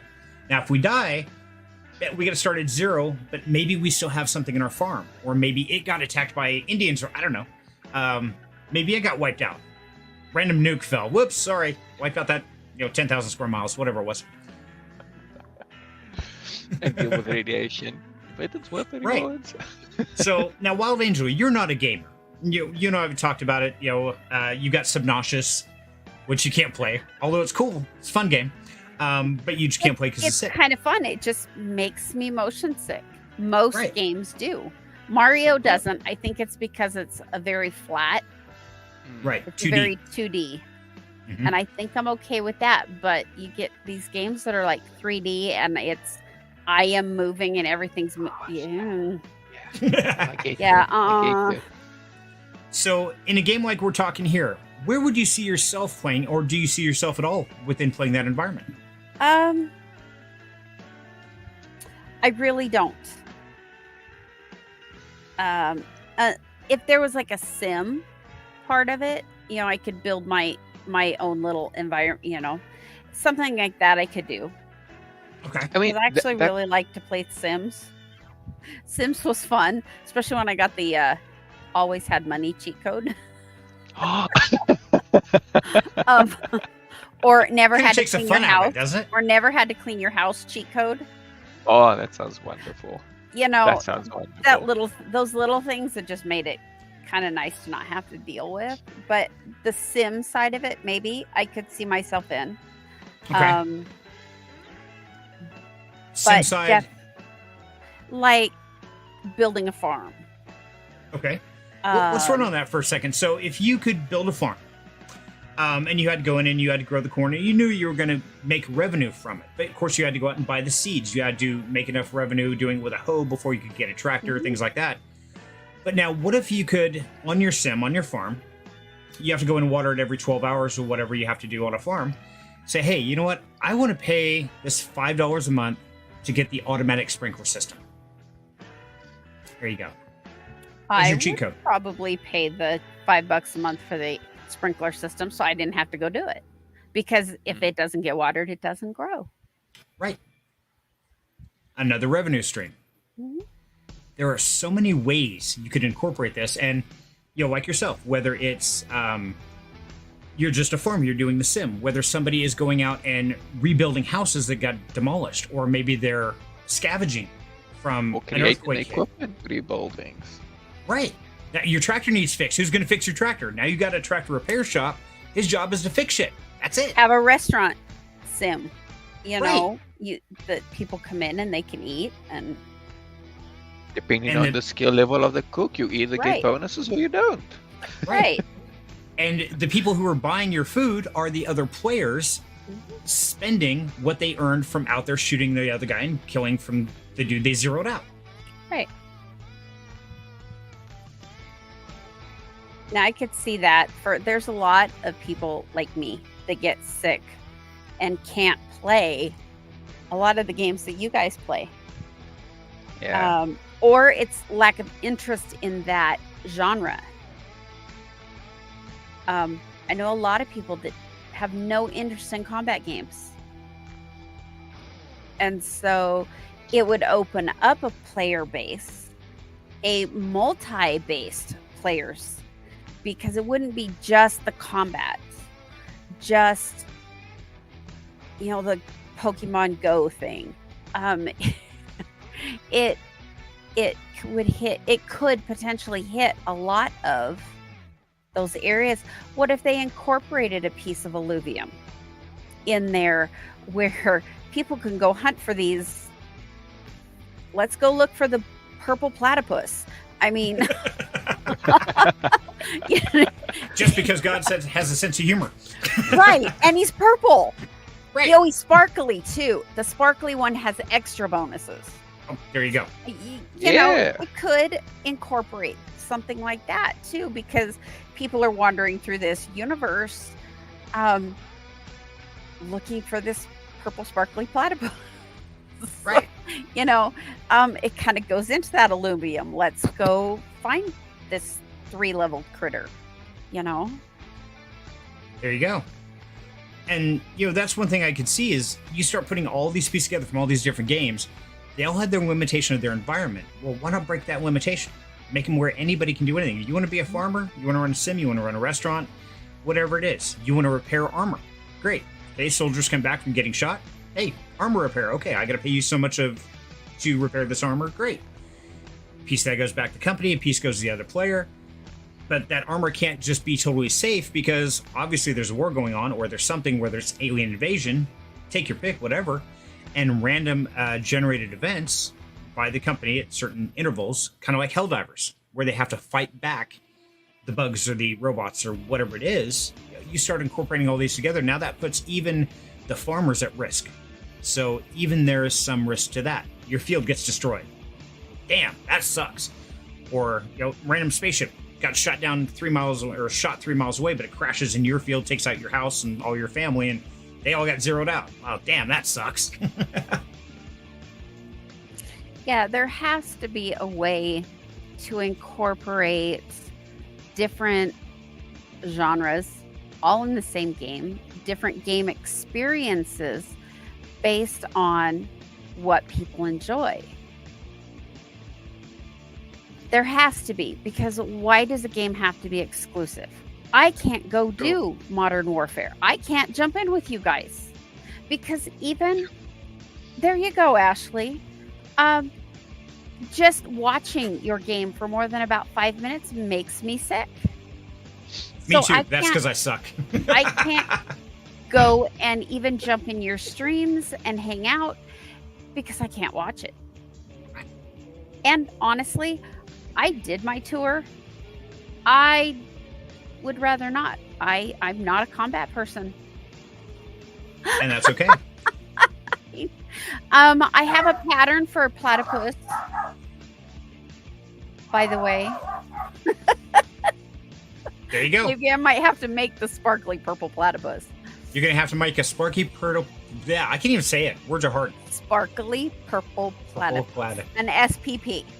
Because aliens don't wear hats. Exactly. Right. I like Ashley, it. do you need an SPP? That just sounds wrong in so many ways. So, it's kind of interesting. Like, Ashley, you're saying, rescue animals in the game and run a sanctuary. Not a problem. Now people can come to you, say, hey, I'm looking for a guard dog. Or I want to get a... Exactly. So now you've got animals that you are taking care of, nursing back to health. You've got medical skills in case somebody needs quick stitches or bullet fix. Okay, you charge them. You're buying materials or grains from the farmers, whatever it is, to feed the animals. You start putting all this together. Why couldn't you put it all? You could even put magic in it, bro. Why not? Good. What couldn't you put in? I guess that's a good question. What would the limitations be? You can't include everyone. Yeah, some people are just not going to play. Well, Right. yeah. No matter.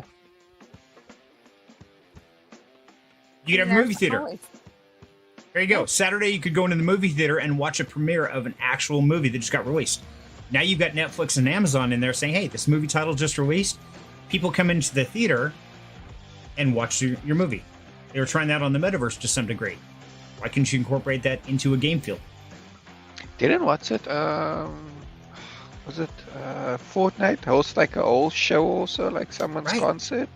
Yeah, they had live concerts on there. I wouldn't go to the movie theater because my screen's this big. That screen's this big. Yeah, That's fair. you don't need to go. VR. Oh, VR would be beautiful. I wouldn't mind watching a game in VR. It's getting to that point where, yeah, if you were playing this game and if you had the VR attachment or the upgrade or whatever, yeah, you could sit in the theater and with your VR glasses and you would watch the movie in surround sound VR. There you go. I can totally see a universe like Ready Player One, where it's got all those different aspects. Do I see it being that's where everybody lives and breathes? No. I think we are too hung up on, well, one, we got to make the money. We got to go to work. But Yeah. I don't see it being the end all be all. because we still very much have a lot of different interests in this world. We do agree. So, no, I think there's something there, and I think something will come in the future. When it'll be, a year, 5 years, 10 years, maybe never. But I think there's definitely a interest of it. You know, as just us up here are talking about, even Wild Angel, who's not a gamer. So, sounds like there's a place you'd be involved in. Mm-hmm. Yeah, if we can just get somebody to design it. I'd bold it. Yeah. Hey, we'll advise them. We got a great advisory team right here. We have decades of experience of gaming. Like, nah, that's not gonna work. I was gonna play that. Oh, that's cool. Okay, we can do that. Okay, let's design the tokenomics now. Okay, how are we gonna do this? How's this gonna work? I think that'd be the trickiest. But I think if somebody could nail it down, that would be epic. That would be epic. That would agree. really be a game changer. Okay, so I think we've gone down the rabbit hole of what the future of gaming should be and just entertainment all the way around. I mean, we covered pretty much everything there. So, by the way, I wanted to go back to this real quick. There was a message. Where'd it go? There we go. Okay, so I'll be ordering the platypus. Need to send me the quote. Okay. Got that, Wild Angel? Check your next message. Yeah, I'm getting there. But what I want to point out there, guys, if you are looking for something custom made, very specific, one of a kind, then there's only one place to get that, and that is from Dreaming Dragons. Now, if you haven't heard of Dreaming Dragons, I'm going to share this guy with you guys real quick. That screen. Okay, so if you go into the Down Home Crypto Discord, and as soon as I find it, there it is, I've lost it. Right here, there's a Dreaming Dragons channel. And from here, these are just some of the creations from Dreaming Dragons. Check out this amazing unicorn. This is Wild Angel, and her company is Dreaming Dragon. If there's anything you're looking for, from a keychain to a bag buddy, all the way up to some super crazy stuff, purple platypus with sparkles, whatever it is, I guarantee this woman is absolutely doing the voodoo magic shit with crocheting and can make damn near anything. So if there's something you want to look into or get, jump in the Down Home Crypto Discord and ask her. Say, hey, here's my idea. What would it cost me? What kind of size can you make? What kind of turnaround there is? And she will absolutely get a hold of you right away. And I'm not just about crochet. I sew. I kind of do everything from cake to concrete, and everything in between. That sounds so weird. Cake to concrete. I like it though. That's true. If the dragon can dream it, the dragon can make it. I heard cake. That's all I need to know.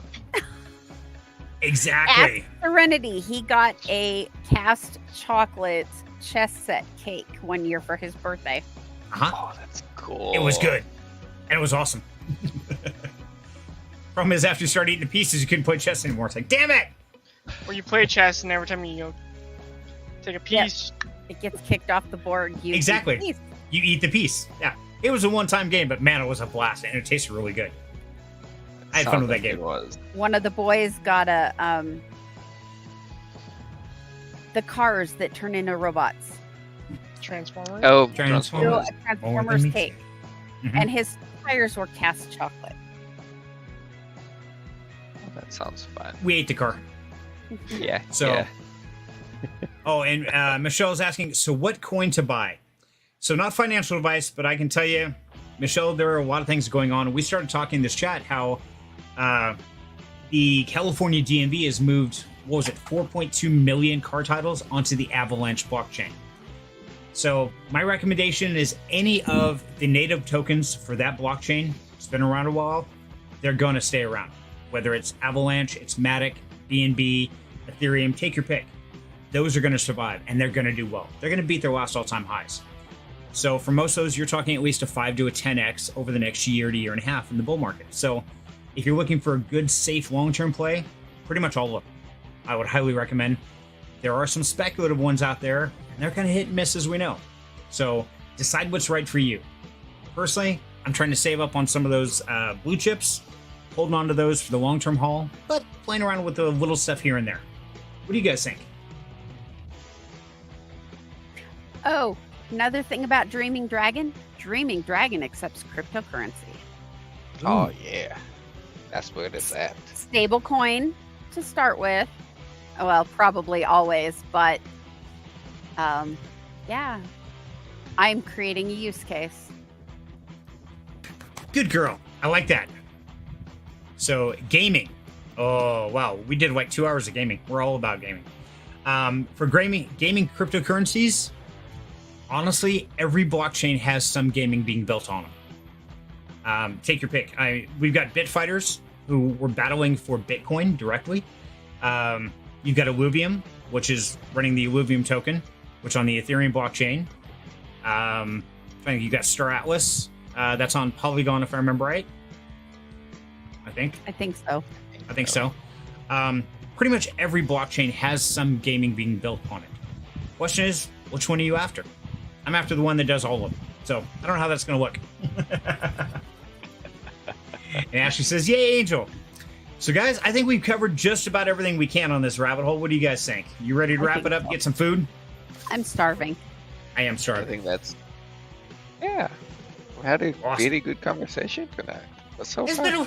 been a lot of fun. We definitely went down a different rabbit hole. The biggest thing, guys, is no matter how old you are, no matter what your situation is, don't just accept your life the way it is. Always look for something better. Strive. Whether it's going out and teaching yourself a computer gaming program, like Alpha Cruz is doing. Whether it's going back after 30 years and relearning how to ride a motorcycle to take yourself next level, like I'm doing. Whether it's, I don't know what Crow's doing. Whatever it is, the biggest problem in life is we get stuck in these ruts and we think this is all we can do. The simple fact is it's not. You can do anything you can imagine. Might take some work.